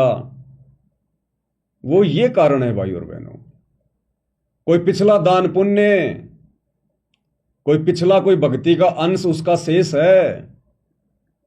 क्योंकि इस पृथ्वी पर जितनी भी आत्माएं विचरण कर रही हैं, चाहे वो मनुष्य शरीर में हो या 84 लाख योनियों में, सतलोक से आने के बाद हमारे इतने जन्म हो चुके हैं, मनुष्य जन्म, कि किसी न किसी जन्म में आप और हम इस कबीर भगवान सतगुरु रामपाल जी की शरण में आ चुके हैं, किसी भी युग में।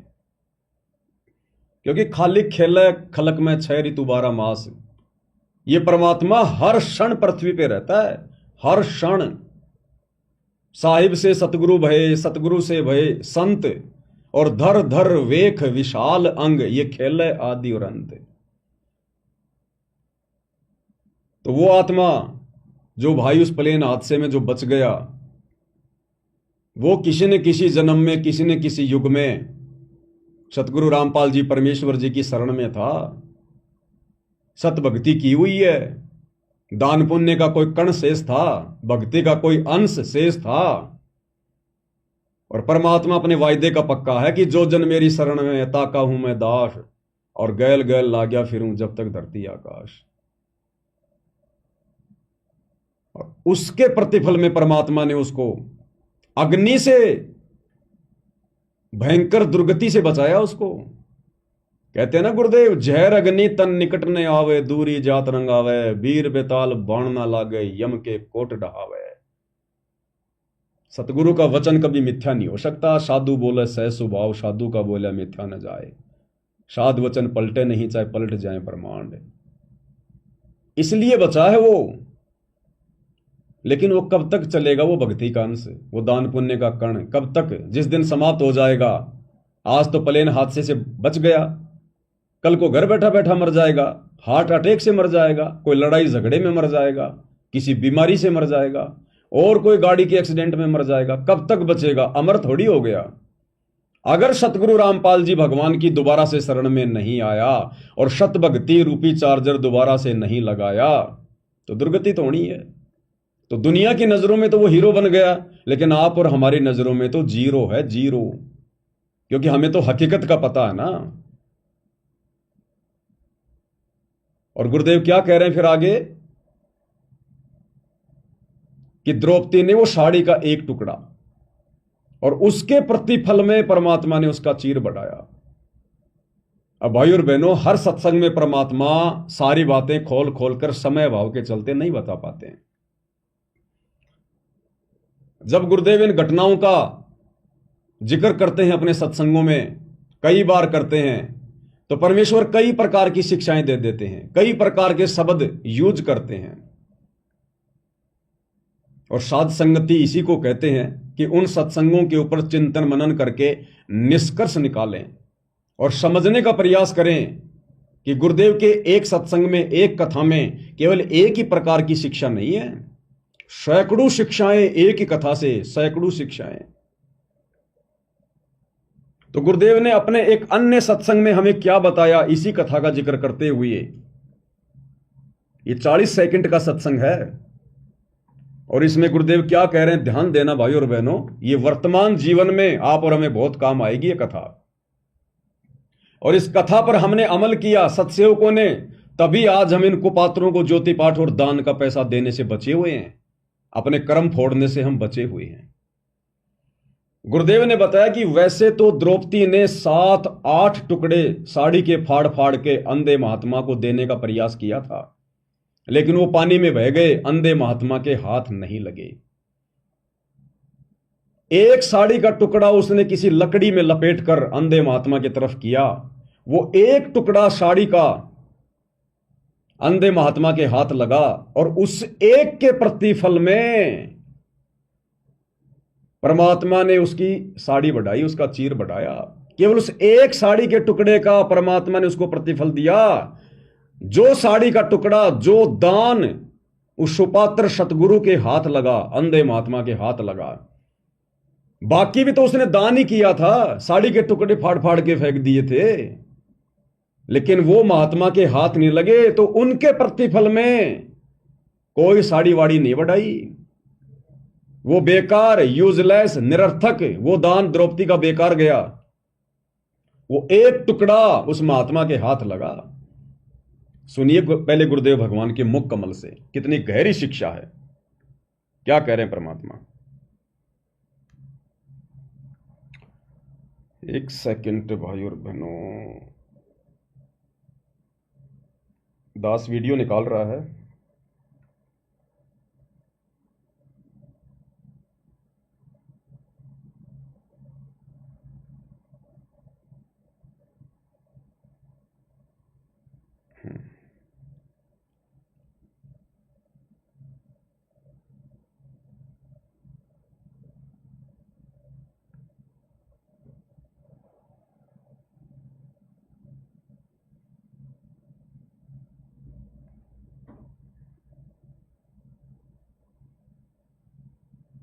सुनिए क्या कह रहे हैं गुरुदेव भगवान। उसी जन्म में एक अंधे महात्मा को एक बिल्हातानी अर्थात 8-9 इंच का एक कपड़ा लंगोट टाइप, कोपीन टाइप बनाकर पाड़ के दिया था। यानी वैसे तो उसने लगभग सारी साड़ी पाड़ कर डाल दी थी नदी में। अंधा महात्मा था, हाथ नहीं लग गया। वह एक लकड़ी के लपेट कर उसके हाथ के लगा दिया। अर्थात उस इतने के कपड़े का, अर्थात उस गुरुदेव भगवान कह रहे हैं अर्थात उस इतने कपड़े का। वैसे तो सारी साड़ी फाड़ के दे दी थी उसने, लेकिन वो हाथ नहीं लगांदे महात्मा के। और गुरुदेव कह रहे हैं अर्थात केवल उस एक इतने कपड़े का। दोबारा सुनिए ध्यान से। उसका एक कपड़ा लंगोट टाइप, कोपीन टाइप बनाकर पाड़ के दिया था। यानी वैसे तो उसने लगभग सारी साड़ी पाड़ कर डाल दी थी नदी में। अंधा महात्मा था, हाथ नहीं लग गया। वह एक लकड़ी के लपेट कर उसके हाथ के लगा दिया। अर्थात उस इतने के कपड़े का दान का इसी जन्म में भी परमात्मा ने उसको लाभ दे दिया, क्योंकि वो सुपात्र को दान किया गया, क्योंकि वो सुपात्र को दान किया गया था। वो 7-8 साड़ी के टुकड़े ओढ़ फाड़ फाड़ के दिए थे, लेकिन वो महात्मा के हाथ नहीं लगे। किया उसने दान ही था, अपनी तरफ से उसने फाड़ फाड़ के डाले थे कि महात्मा के हाथ लग जाए, लेकिन नहीं लगे। ये कथाएं हैं भाई और बहनों, कथाएं। इनमें बहुत गहरी गहरी शिक्षाएं हैं। जिस प्रकार गीता और वेदों के श्लोक सांकेतिक हैं, कोड वर्ड में, गरीबदास जी की वाणियां कोड वर्ड में हैं, उसी प्रकार ये गुरुदेव के सत्संग, ये तो उनसे भी ज्यादा सांकेतिक हैं। अरे वेदों का ज्ञान किसने दिया? कबीर, परमेश्वर, सतगुरु रामपाल जी ने काल के अंतःकरण में ये वेद फीड किए। क्या आज तक कोई समझ पाया? उन्हीं के अलावा लाखों साल से वेद इसी धरती पर हैं। मनु जैसे, व्यास जैसे, पाराशर जैसे, वशिष्ठ जैसे, विश्वामित्र जैसे, मार्कंडे जैसे पसीना निकाल के चले गए। एक श्लोक को भी ढंग से नहीं समझ पाए, एक श्लोक को भी वो अबाई बक्के चले गए, क्योंकि ये कोड वर्ड में सांकेतिक है। जिसने ये वेदों का ज्ञान दिया वही समझा सकता है।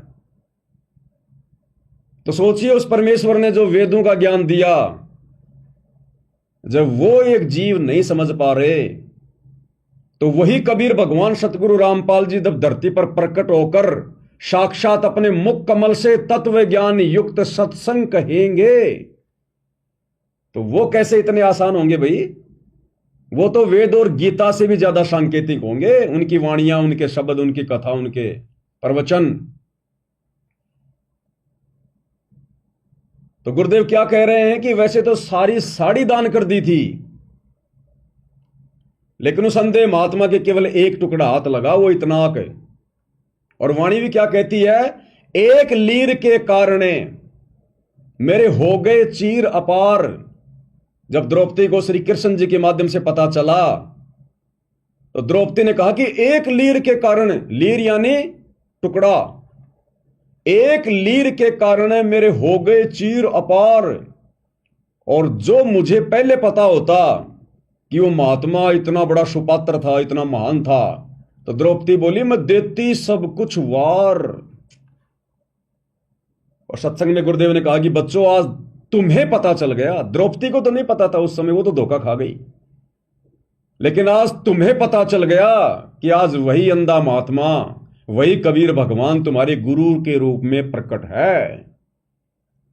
इसलिए कहते हैं तन मन शीस ईस अपने पर पहलम चोट चढ़ावे, जब कोई राम भगत गति पावे। लेकिन अंधा होके दान नहीं करना। अगर पता भी चल गया कि ये गुरु भगवान है, वही सुपात्र है, तत्वदर्शी है, तो अंधा होके दान नहीं करना। उस गुरु के नाम पर किसी ऐरे गहरे भगत को दान नहीं करना, गुरु के परिवार को दान नहीं करना, गुरु के बेटा बेटी को दान नहीं करना, गुरु की गैर हाजिरी में गुरु के नाम पर खोले गए आश्रमों में दान धर्म नहीं करना। जो विधि, जो मर्यादा गुरुदेव ने बताई कि 10वां अंश गुरु को दीजिए, 10वां अंश गुरु के बेटे को दीजिए, ऐसा नहीं लिखा। 10वां अंश गुरु की बेटी को दीजिए, ऐसा नहीं लिखा। 10वां अंश आश्रमों में दीजिए, ऐसा नहीं लिखा। 10वां अंश गुरु को दीजिए, ताते जीवन जन्म सफल कर लीजिए। यानी गुरु के हाथ में, तब आपका दान फलेगा। आज वर्तमान में कहां है हमारे गुरुदेव भगवान? हिसार जेल में संगत दान कहां कर रही है आंख बंद करके? इन सतलोक आश्रमों में किनको कर रही है? कुपात्रों को। क्या संगत का ज्योति पाठ और दान का पैसा, 10वें अंश का पैसा सुपात्र सतगुरु के हाथ लग रहा है? नहीं लग रहा। गुरु को तो 2 टाइम की रोटी, 2 जोड़ी शरीर पर पहनने के लिए कपड़े प्रशासन दे रहा है, सरकार दे रही है। तो तुम्हारा ये लाखों का, ये करोड़ों का, अरबों का दान कहां जा रहा है? तुम किनको दे रहे हो? किनके हाथों में दे रहे हो?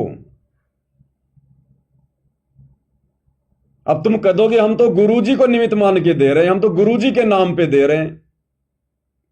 वो द्रौपदी भी साड़ी का टुकड़ा फाड़ फाड़ के अंधे महात्मा के नाम पर ही दे रही थी, उस अंधे महात्मा को ही देना चाह रही थी, लेकिन वो टुकड़े अंधे महात्मा के हाथ नहीं लगे तो उनका प्रतिफल नहीं मिला। एक टुकड़ा हाथ लगा, उसी का प्रतिफल मिला। तो तुम्हारी ये बहानेबाजी नहीं चलेगी कि हम तो गुरुजी के नाम पे दे रहे हैं, गुरुजी के नाम पर आश्रम खुले हुए हैं, गुरुजी के बेटा बेटी हैं। अरे द्रौपदी का एक टुकड़ा तो हाथ लग गया, तुम्हारा तो 1 रुपया भी गुरुदेव के हाथ में नहीं जा रहा आज। और उल्टा तुम्हारी आंखों के सामने तुम्हारे दान का दुरुपयोग हो रहा है। तुम्हारी आंखों के सामने, तुम्हारे नाक के नीचे, उसी धनाना आश्रम के पास बैडमिंटन का स्टेडियम बना दिया गया करोड़ों रुपए में। वो स्टेडियम गुरुदेव के परिवार ने अपनी जमीन बेच के या अपनी औरतों के गहने बेच के नहीं बनवाया। आपका ज्योति पाठ और दान का पैसा काल ने लगवा दिया। काल कहां है? चुपचाप थोड़ी बैठा है, चद्दर ओढ़ के थोड़ी सो रहा है, दिखाई थोड़ी देता है, वो किसी के सामने प्रकट थोड़ी होता है। वो इस प्रकार से अपना कार्य कर रहा है संगत में। संगत माही कुसंगत उपजे, जैसे बन में बाश, आप घिस घिस आग लगा लेकर बनखंड का विनाश।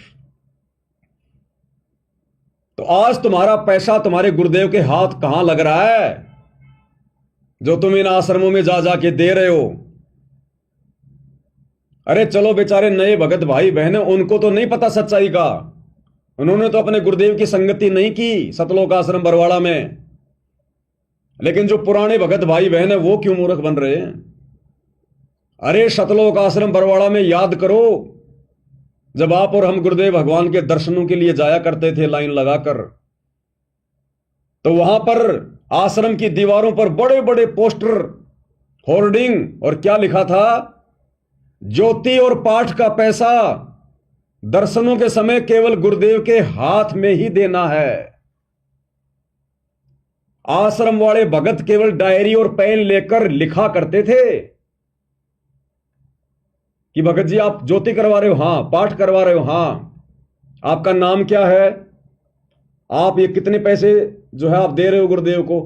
वो भगत केवल लिखा करते थे, लेकिन पैसा दर्शनों के समय गुरुदेव के हाथ में दिया जाता था। गुरुदेव ने स्पेशल आदेश दे रखा था, लिखवा रखा था कि ज्योति और पाठ का पैसा केवल सतगुरुदेव जी के हाथ में ही देना है। क्यों भाई? अरे ये भगत तो उस समय भी आश्रम में थे जिनके हाथों में आज आप दे रहे हो, लेकिन ये भगत सुपात्र नहीं थे, और ना आज सुपात्र हैं ये, आज तो और ज्यादा बिगड़ गए। इसलिए गुरुदेव वो पैसा अपने हाथों में लिया करते थे, क्योंकि ये आश्रम वाले, यही तुम्हारे कोऑर्डिनेटर, यही गुरुजी का परिवार, यही ये गुरुजी के ड्राइवर, गुरुजी के बॉडीगार्ड, इनमें से कुछ लोग दान धर्म का दुरुपयोग किया करते थे। इसलिए परमात्मा वो पैसा अपने हाथों में लिया करते थे ताकि दान देने वाले को उसका लाभ मिले। और कई बार गुरुदेव ने सत्संगों में फिर इस बात का जिक्र भी किया कि यहां जो भगत हैं, कई बार वो भगतों के दान में हेरा फेरी कर देते हैं, गलतियां कर देते हैं। और गुरुदेव ने बताया कि ये मत करना, ये परमात्मा के बच्चों का पैसा है। ये गुरुदेव ने कहा कि हेरा फेरी कर देते हैं यहां जो रहने वाले भगत हैं, वो सेवादार। तो गुरुदेव ने बताया कि ये परमात्मा के बच्चों का पैसा है, ये कांटा बन के निकलेगा, कांटा बन के। इसलिए गुरुदेव भगवान ज्योति और पाठ का पैसा अपने हाथों में लिया करते थे। मालिक को पता था कि ये लोग दान के पैसों में हेराफेरी करते हैं। आपको एक सत्संग सुनाता हूं गुरुदेव भगवान का, क्योंकि संकेत ही करेंगे परमात्मा, खुल के बताएंगे तो संगत फिर उनके विरुद्ध हो जाएगी, और वो भी नाराज हो जाएंगे अगर गुरुजी उनका नाम ले देंगे तो। अरे जिस प्रकार 650 साल पहले वो गणिका बहन सत्संग में आया करती थी, और उस समय कुछ एक भगत उसे रोका करते थे कि तू तो गंदी औरत है, तू तो वेश्या है, तू तो बदनाम है, तो गुरुजी का नाम बदनाम करेगी, संगत को खराब करेगी। वो ठेकेदार बन रहे थे। वो बेचारी रोया करती थी। अंतर्यामी भगवान ने पूछा, बेटी क्यों रोती है? बोला, परमात्मा ऐसे ऐसी बात है, आपने ज्ञान ऐसा दे दिया, अब मैं रह नहीं सकती आपके दर्शनों के बिना, आपके प्रवचन के बिना। अब उस समय कोई मेमोरी कार्ड तो थे नहीं, कोई टीवी तो था नहीं जो बेचारी अपने घर पे सुन लेती। तो बार बार आती थी वो, क्योंकि गुरुदेव कहते हैं जिन आत्माओं को अपने पाप कर्म ज्यादा दिखाई देते हैं ना, वो ज्यादा से ज्यादा सत्संग सुनते हैं, ज्यादा से ज्यादा सेवा करते हैं। तो गुरुदेव ने कहा कि बेटा नाम बता, तुझे कौन दुखी कर रहा है? वो अच्छी आत्मा थी, उसने नाम नहीं बताया कि गुरुजी जो मिला वो ही बात कहे। लेकिन मालिक तो अंतर्यामी थे, जानी जान थे, वो तो पता था कि कौन क्या कह रहा है। फिर भी गुरुदेव भगवान ने डायरेक्ट उनका नाम नहीं लिया, उनको डायरेक्ट अपने पास नहीं बुलाया कि लाओ रे बुला के उन भक्तों को, नहीं। क्योंकि परमात्मा को पता है कि जीव के अंदर काल ने इतनी सहनशीलता, इतना धैर्य, इतनी बुद्धि छोड़ी नहीं है। अगर डायरेक्ट मैं उनको कह दूंगा तो हो सकता है वो सत्संग छोड़ के चले जाएंगे, और भगवान चाहते हैं कि ये जीव किसी भी प्रकार से सत्संग से लगा रहे। कबीर कपट से भक्ति करे उसको भी अपनाऊं, साम दाम दंड भेद से फिर सीधे रास्ते लाऊं। तो 650 साल पहले भी अंतर्यामी भगवान ने डायरेक्ट उन भक्तों का नाम नहीं लिया जो गणिका बहन को दुखी करते थे। तो आज भी तो वही भगवान धरती पर है, उसके तो नियम मर्यादा वही हैं। तो परमेश्वर ने फिर सत्संग के माध्यम से संकेत किया सार्वजनिक तौर पर। वो गणिका बहन भी बैठी थी और वो निकम्मी आत्माएं भी बैठी थी। हो सकता आप और हम ही थे वो 64 लाख वाले जो ठेकेदार बन रहे थे उस समय संगत का, आश्रम मैनेजमेंट। तो परमात्मा ने डायरेक्ट किसी का नाम ना लेके और संकेतों में सत्संग में कहा, भाई कुष्टी हो चाहे संत बंदगी की जियो, हो वैश्या के विश्वास चरण चित दीजियो। अगर किसी को कोढ़ भी हो गया हो, भयंकर रोग भी हो गया हो, तो भी उसे नफरत नहीं करनी चाहिए। वो परमात्मा की विशेष प्यारी आत्मा है, वो भगवान के लिए आई है, अपना पाप कटवाने के लिए।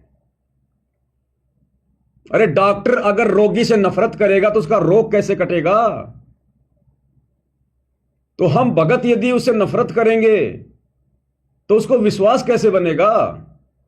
वो कैसे आएगी बार बार? और मालिक ने कहा, हो वैश्या के विश्वास चरण चित दीजिए। अगर वैश्या भी अगर अपने पाप कर्मों से गलानी करके अगर सत्संग में आ रही है तो उसको एक धर्मात्मा समझना चाहिए, उसको एक महान आत्मा समझनी चाहिए। उसके साथ में ज्ञान चर्चा करनी चाहिए, उसके विश्वास को बढ़ाना चाहिए।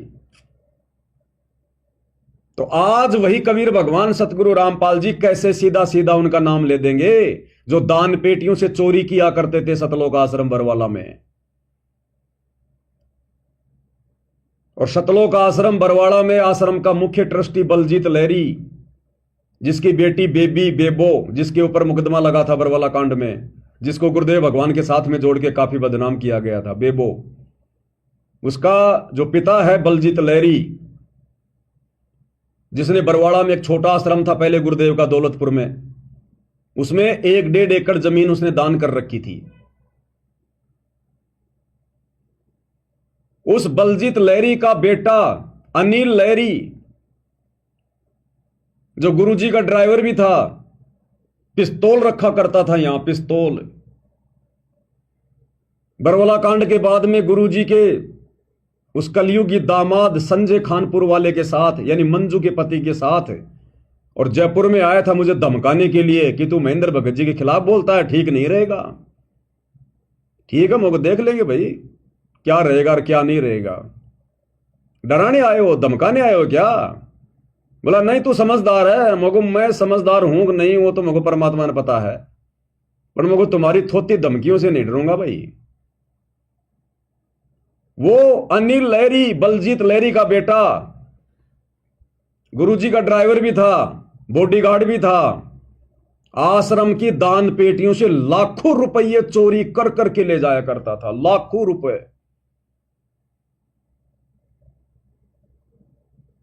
और एक बार वो मेन गेट पर पकड़ा गया, सेवादारों ने पकड़ लिया, पकड़ के उसको गुरुजी के पास लेकर गए। 500 की गड्डियां उसकी जेब से निकाली गई। इस बात का जब पता उसके पिता को चला, अब मालिक तो अंतर्यामी में थे, उनको पता है था कौन कब से चोरी कर रहा है। इस बात का पता जब उसके पिता बलजीत लहरी को चला तो शर्मिंदा होकर गुरुदेव के पास गया, कुछ पैसे लेकर। तो गुरुदेव ने कहा कि ये क्या भाई? बोला जी वो लड़का, उसने थोड़ी गफलत। तो गुरुदेव ने कहा कि ये थोड़े से मुझे क्या दिखा रहा है? लाखों का हिसाब है, लाखों का। ये थोड़े बहुत क्या लेके आया है? लाखों का हिसाब है। और 2014 बरवाला कांड के बाद वो अनिल लहरी आश्रम से भाग निकला, भगोड़ा घोषित। बरवाला कांड में भगोड़ा घोषित, अभी तक नहीं पकड़ा गया, अभी भी उन मुकदमों में भगोड़ा घोषित है। और जब ये पवन दास हिसार जेल में गया तो मुझे उसी का एक यार मिल गया वहां, प्रदीप पूनिया। उसका दारू का ठेका बरवाला में।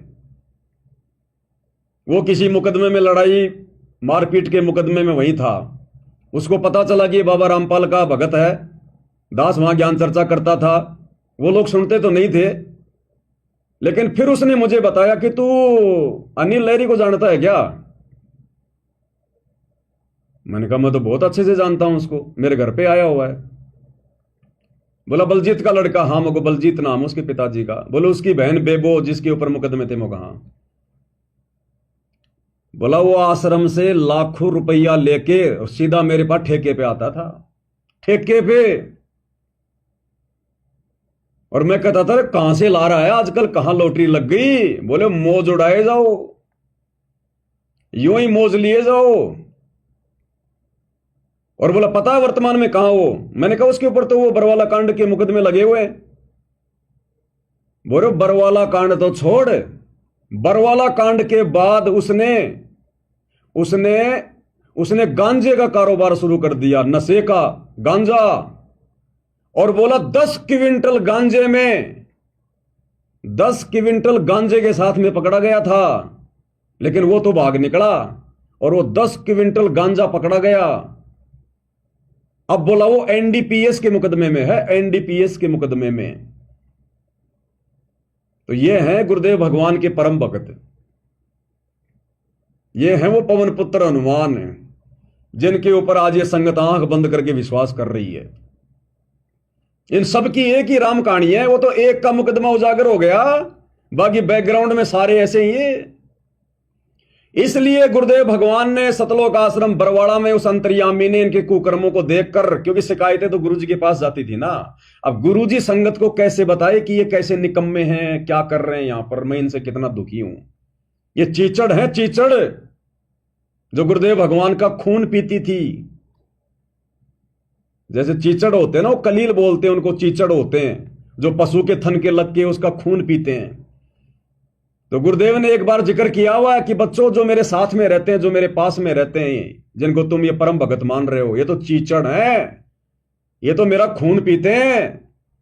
और सैकड़ों हजारों किलोमीटर से तुम आत्माएं जो समागम में आती हो, तुम मेरा दूध पीती हो, दूध, सत्संग रूपी दूध।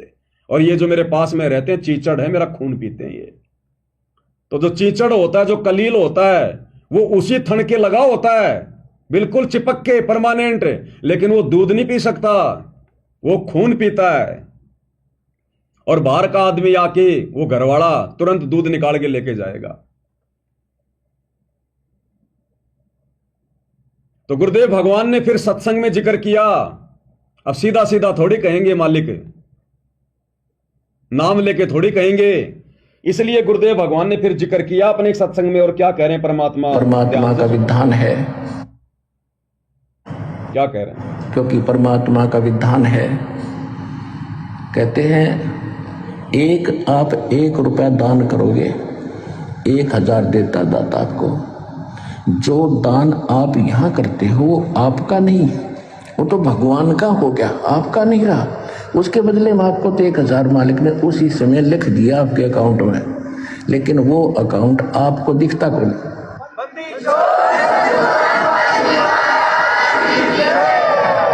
जो अकाउंट परमात्मा ने आपका खोल दिया दीक्षा लेने के बाद, वो बैंक अकाउंट सूक्ष्म है। आपके अंतःकरण में एक मैसेज पहुंच जाता है, भगवान के ऊपर आपकी एक और फाइल है, उसमें ये मैसेज ऐड हो जाता है। आपने 1 रुपया दान करा, 1000 आपके खाते में लिख दिया था। तो जो पैसा आपका था वो यहाँ चढ़ाया हुआ पैसा आपका नहीं है, ये परमात्मा का हो गया। और इस परमात्मा के पैसे को आप सदुपयोग करो, यहाँ दुरुपयोग ना करना इसका। जो यहाँ भी सेवादार है, आने वाले भी जो कई बार देखा है थोड़ी बहुत त्रुटियां ये कर देते हैं, तो आपने सावधान रहना पड़ेगा, ये धनी का पैसा है। सुन लिया? गुरुदेव कहते हैं यहां जो है, जो रहते हैं, जो सेवादार हैं, थोड़ी बहुत त्रुटियां वो कर देते हैं, और कह रहे हैं धनी का पैसा है, सावधान रहना पड़ेगा। देने वाले ने तो गुरुदेव भगवान के नाम पे डाल दिया। अब उस समय तो गुरुजी आश्रम में थे साक्षात, और उसके बावजूद भी गुरुजी की नाक के नीचे ये लोग गफलतबाजियां करते थे, दुरुपयोग करते थे उस दान का, पैसे का। सोचो आज तो गुरुजी है ही नहीं, आज तो आश्रमों में गुरुजी है ही नहीं। और ये वही लोग जो उनके रहते सहते चोरियां करते थे, पैसे का दुरुपयोग करते थे, तो आज गुरुजी की गैर हाजिरी में कौन सा ये वाल्मीकि ऋषि बनेंगे? कौन से साहूकार बन जाएंगे? ये तो और ज्यादा बिगड़ गए। पहले तो खुद ही खर्च करते थे, अब तो ये जाटों की धर्मशाला में खर्च कर रहे हैं, राजनीति में खर्च कर रहे हैं, गैंगस्टरों की सीबीआई जांच में खर्च कर रहे हैं, हरियाणा के जाट आरक्षण में खर्च कर रहे हैं, और ना जाने कहां कहां किन को पात्रों की सेवा में लगा रहे हैं ये।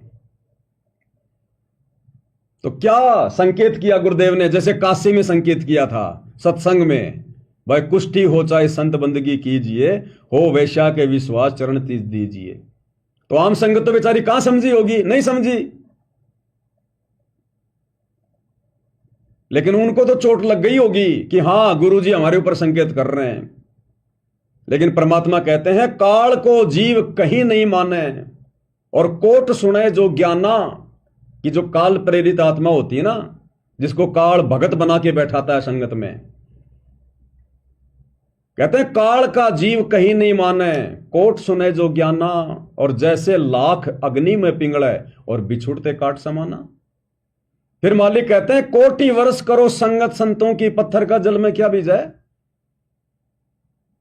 पत्थर को चाहे लाखों और करोड़ों साल पानी के अंदर डाल के रखो, और जैसे ही बाहर निकालोगे आपस में रगड़ोगे चिंगारी, कुछ नहीं उसमें बदला। जबकि पानी में तो हर चीज जो है वो निर्मल हो जाती है, मुलायम हो जाती है, लेकिन पत्थर पे असर नहीं पड़ता। तो जो पत्थर जैसे भगत होते हैं वो संत के चरणों में, उनके आसपास, उसके सत्संग में चाहे लाख जन्म रहो, उन पे कोई असर नहीं पड़ता।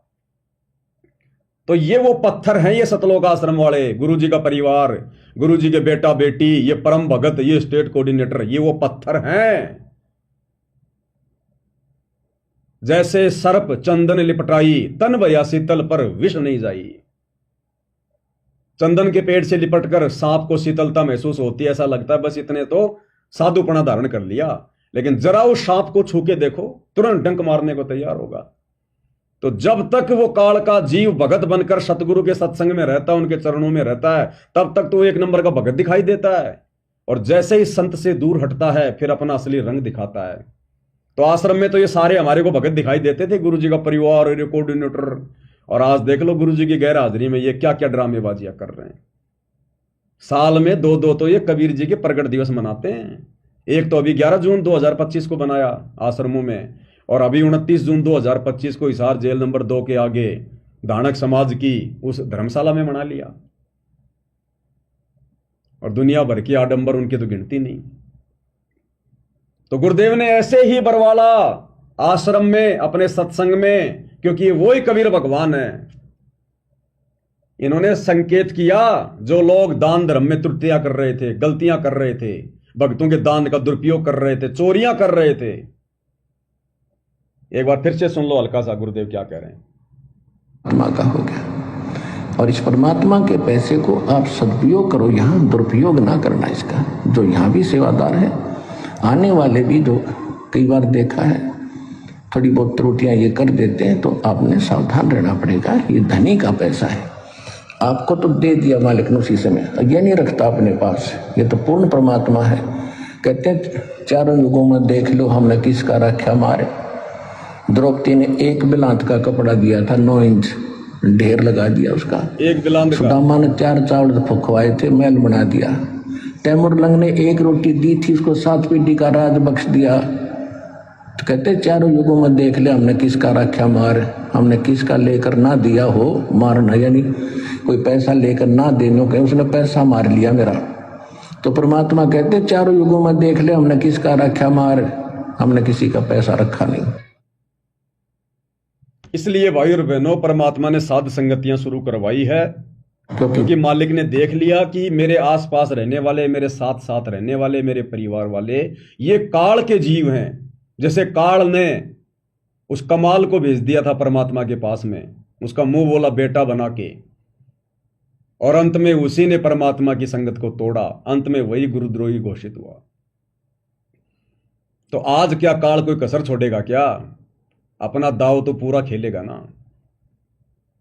अब उसके दाव को समझने के लिए तो गुरुदेव ने हमें तत्व ज्ञान दिया है।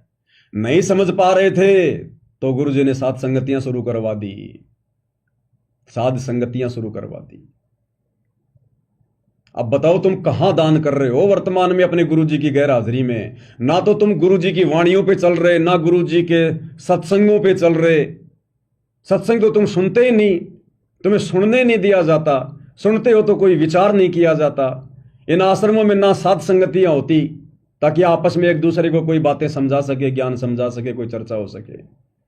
तुम्हें तो अपने बेटा बेटियों की रमेणी की बातों से वहां पे फुर्सत नहीं मिलती। आपस में गोत मिलाना, जातियां मिलानी, तुम्हें तो इससे फुर्सत नहीं मिलती। थोड़ा बहुत समय मिलता है तो सेल्फी वाल्फी ले लेते हो वहां पर जुलाई की झोपड़ी में जाके, जुलाओं के कुएं की, लहर तारा तालाब की, वो प्रदर्शनियां देखने में लगे रहते हो, वहां पर टाइम पास करते रहते हो। और थोड़ा बहुत समय मिला तो फिर तुम्हारे को हरियाणा रोडवेज की बसों में बैठा के फिर जयंती में ठोक देते हैं। घर पर तुम भक्ति करते ही नहीं। थोड़ा बहुत दिखावा करते हो भगत बनने का तो आश्रम में वो बैठे हैं ऊपर काल के विशेष एजेंट, वहां तुम्हें वो नहीं टिकने देते। घर पर तुम खुद नहीं टिकते तो गुरु क्या करे फिर बताओ? सतगुरु मिले तो क्या करे? अंदर वाद विवाद। सतगुरु केवल कह सकता है, रो सकता है, ज्ञान दे सकता है। समझना तो हमने पड़ेगा खुद ने, जानवर नहीं है। इसलिए परमेश्वर ने हम सत्सेवकों को बचा लिया इन कुपात्रों की कुसंगति से, वरना आज आप और हम भी गुरु की गैर हाजिरी में इन्हीं के हाथों में ज्योति पाठ और दान दे रहे होते। इन आश्रमों में जा जाके दान पेटियों में दान डाल रहे होते, और उस दान का सरेआम किस प्रकार से दुरुपयोग किया जा रहा है गुरु जी की मर्यादाओं के विरुद्ध, सत्संगों के विरुद्ध, विधान के विरुद्ध। और इसीलिए संगत की दुर्गति हो रही है। घर घर में कहर टूट रहा है। घर घर में किसी का पहले नंबर आ गया, किसी का आने वाले समय में आ जाएगा, क्योंकि मर्यादाओं में तो कोई है ही नहीं। जब आश्रम वाले ही मर्यादाओं में नहीं है, जिनकी तुम कुसंगति कर रहे हो, तो तुम कैसे मर्यादाओं में रह सकते हो? इसलिए भाइयों और बहनों, ये विशेष संदेश है गुरु जी की। एक एक लाइन में एक एक घंटे का संदेश है, एक एक घंटे का संदेश।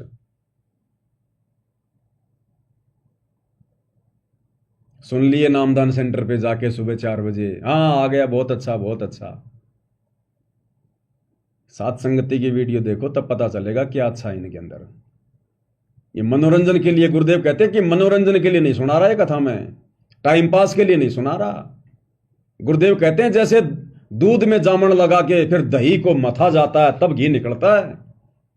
सत्संग सुनने से बात नहीं बनेगी, सुनने के बाद में चिंतन मनन करना पड़ेगा, उन पे मंथन करना पड़ेगा, डिस्कस करना पड़ेगा, रगड़ा मारना पड़ेगा। जैसे मेहंदी के पत्ते हाथ में लेके रगड़ा मारना पड़ता है। मेहंदी के पत्तों का रंग होता है हरा, और जब रगड़ा मारोगे तो कैसा होगा? लाल। तो सत्संग सुनने मात्र से भला नहीं होगा, रगड़ा मारना पड़ेगा, दिमाग पे जोर डालना पड़ेगा। और ये जोर डलेगा साध संगतियों से, वैसे नहीं डलेगा। तब जाके इस काल के भयंकर जाल से आप और हम बच सकते हैं। नहीं तो हो गया गुरु जी का मिशन तो पूरा। हम भक्तों के भरोसे तो हो गया परमात्मा का मिशन पूरा। अगर ये भगवान साध संगतियां ना शुरू करवाता तो हो गया गुरु जी का मिशन तो पूरा। कहां लेके जा रहे हैं मैनेजमेंट वाले देख लो, ये तो नीलकंठ की तरफ ले जा रहे हैं, नीलकंठ की तरफ, पहाड़ों में। और गुरु जी लेके जाना चाह रहे हैं ऊपर। तो इनके भरोसे नहीं चल रहा परमात्मा का मिशन, इन लोगों के सहारे नहीं चल रहा। ये तो परमात्मा ने अपना विशेष आशीर्वाद देकर आप और हम 2 कोटि के जीवों को निमित्त बनाया, सत्सेवकों को। यहां से आत्माएं तैयार हो रही हैं। इसलिए दास बारंबार कहता है कि ये साध संगति सतलोक के लिए ट्रेनिंग सेंटर है, ट्रेनिंग सेंटर। अपनी मान बढ़ाई, अपने अहंकार को त्याग कर, अपने आप को 2 कोटि का भगत समझकर। अरे जिस प्रकार से आप और हम स्कूल में जाते थे और टीचर किसी एक लड़के को उस क्लास में मॉनिटर बना देता था, मॉनिटर। अब उस मॉनिटर की बातें माननी पड़ती थी। जब वो आता था, वो टीचर उस मॉनिटर से पूछा करता था कि हां किसने क्या क्या किया, और वो मॉनिटर अगर किसी का नाम ले दे तो उसके डंडे पड़ते पड़ते थे। वो मॉनिटर के ऊपर वो टीचर इतना विश्वास करता था क्योंकि वो सोच समझ के खड़ा करता था। सैकड़ों बच्चों में से किसी एक को मॉनिटर बनाना आंख बंद के थोड़ी किया करता था। उस बच्चे को हर प्रकार से देखकर कि ये पढ़ाई में भी होशियार है, ये शरीर में भी उनसे तगड़ा है, और ये मेरी आज्ञा का पालन भी करेगा, इसके विचार भी ठीक हैं, उस लड़के को वो मॉनिटर बनाया करता था। और टीचर आते ही पूछता था, हाँ भाई बता किसने शरारत करी। और वो मॉनिटर अगर किसी शरीफ का भी नाम ले देना कि साहब ये शरारत कर रहा था, तो वो टीचर उसको पीटता ही पीटता था, 2-4 डंडे तो मारता ही मारता था, क्योंकि वो मॉनिटर पे विश्वास करता था वो टीचर। तो इसी प्रकार भाई और बहनों, इस कुत्ते को परमात्मा ने छोटा सा मॉनिटर बना रखा है। अब मेरा काम तुम लोगों की कोई पिटाई करवाना नहीं है, कहीं सोचो भाई गुरुजी के आने के बाद कहीं पवन दास कर दे मामला खराब। तुम जो मर्जी करो, मैं शिकायत करने वाला मॉनिटर नहीं हूं भाई, ये आध्यात्मिक क्लास है। वो टीचर तो डंडे मारता था, तो क्या गुरुजी ने हमें कभी डंडे मारे क्या? तो इसी प्रकार ये मॉनिटर भी तुम्हारी कोई शिकायत नहीं करेगा, क्योंकि वो टीचर तो अंतर्यामी नहीं था, लेकिन ये वाला टीचर तो अंतर्यामी है, इसको बताने की जरूरत नहीं है। यहां तो मॉनिटर से फायदा उठा लो, लाभ प्राप्त कर लो कि गुरुदेव भगवान ने खड़ा कर रखा हमारे भाई को, है तो हमारे जैसा 2 कोटि का जीव। वो मॉनिटर भी उन्हीं बच्चों में वो एक बच्चा होता है, वो भी किसी का बेटा होता है, वो भी वहां पर अपनी शिक्षा प्राप्त करने के लिए आता है, वो कोई स्पेशल नहीं होता।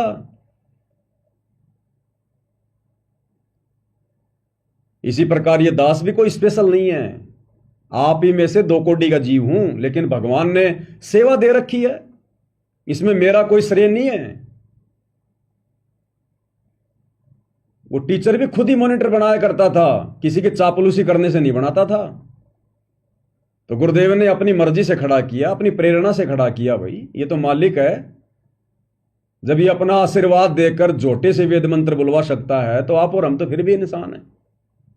इसलिए भाई और बहनों, साध संगति से जुड़कर, और फिर ये ना देखो, फिर मन में कोई दोष ना पाड़ो किसी भी प्रकार का, नहीं तो बाद में फिर बहुत ज्यादा पछताना होगा। फिर ये आगे नहीं चलेगी, फिर ये बकवाद, ये राग द्वेष मान बढ़ाई, ईर्ष्या, मन के दोष, ये आगे नहीं चलेंगे। फिर कोई नहीं सुनेगा हमारी। जो लाभ उठाना है वो उठा लो।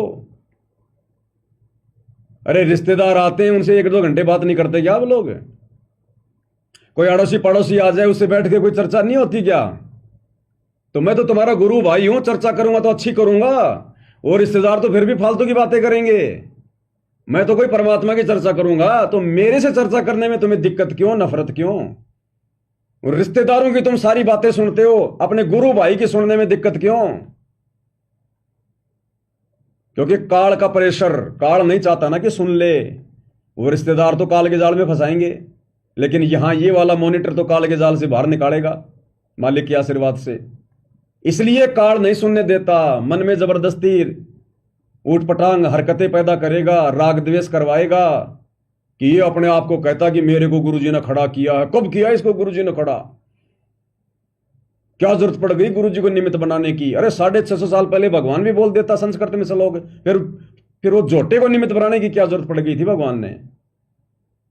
तो ये तो भगवान का काम है, वो किसको बनाएगा, क्यों बनाएगा, नहीं बनाएगा, कब तक बनाएगा, ये तो भगवान का काम है। जोटे ने थोड़ी कहा था कि मेरे को बनाओ निमित्त, मालिक ने हाथ रख दिया, बन गया। तो ये तो गुरुदेव की मर्जी है, वो मुझे खड़ा करता, किसी और को करता, किसी न किसी को तो करता ही। लेकिन काल भी तो पूरी कोशिश करेगा ना कि ये इसकी बातें ना सुने, मन में दोष पैदा कर लें। कईयों के तो मन में ये आ जाता कि यार ये अपने आप में ज्यादा शाना बन रहा है कि बस मेरे को ही ज्ञान है। मैंने तो कभी कही नहीं ये बात कि मेरे को ही ज्ञान है। हर बात बात पे वीडियो यही बनाता है, पुस्तकों पे भी वीडियो यही बना रहा है।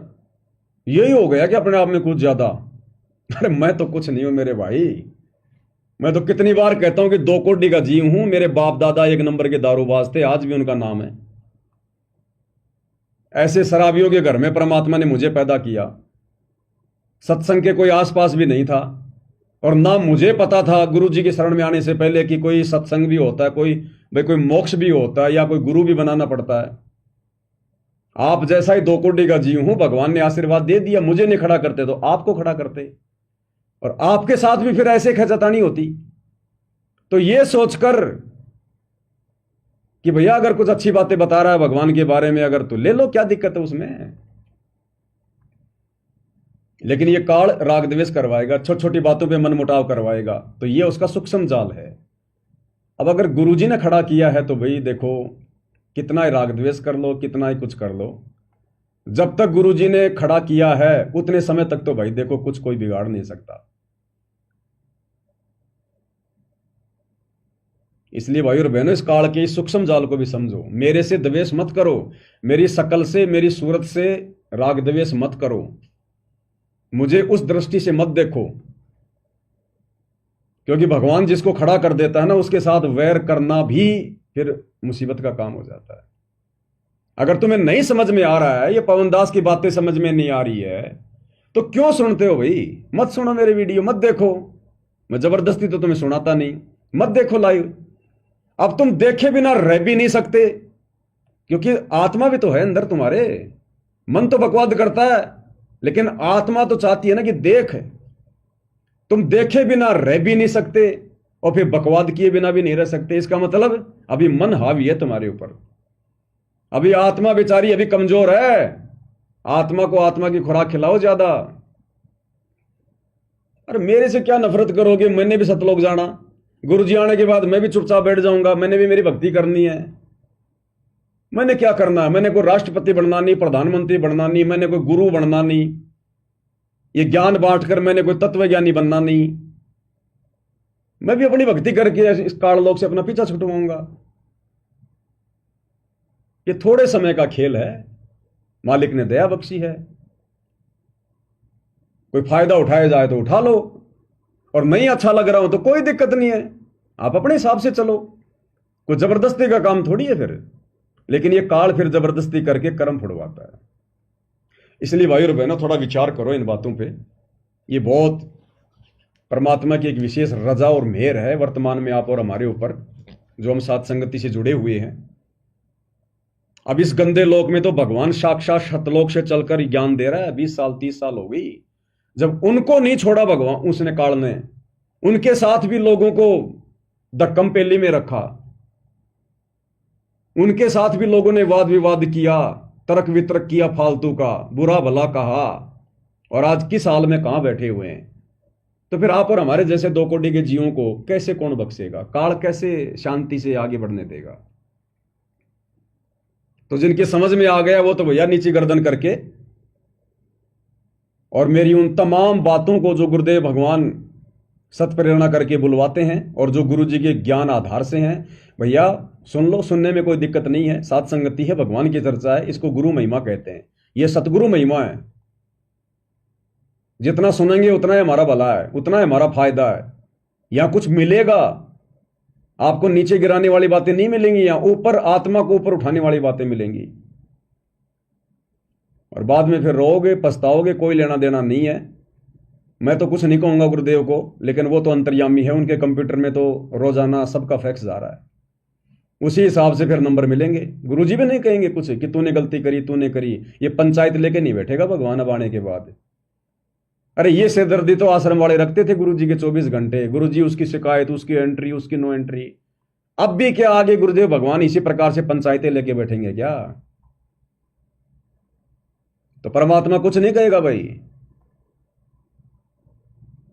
सतलोक में कितनों ने हाथ खड़ा किया था, लंबी लंबी लाइनें, सबके अलग अलग नाम, सबके अलग अलग कोडवर्ड।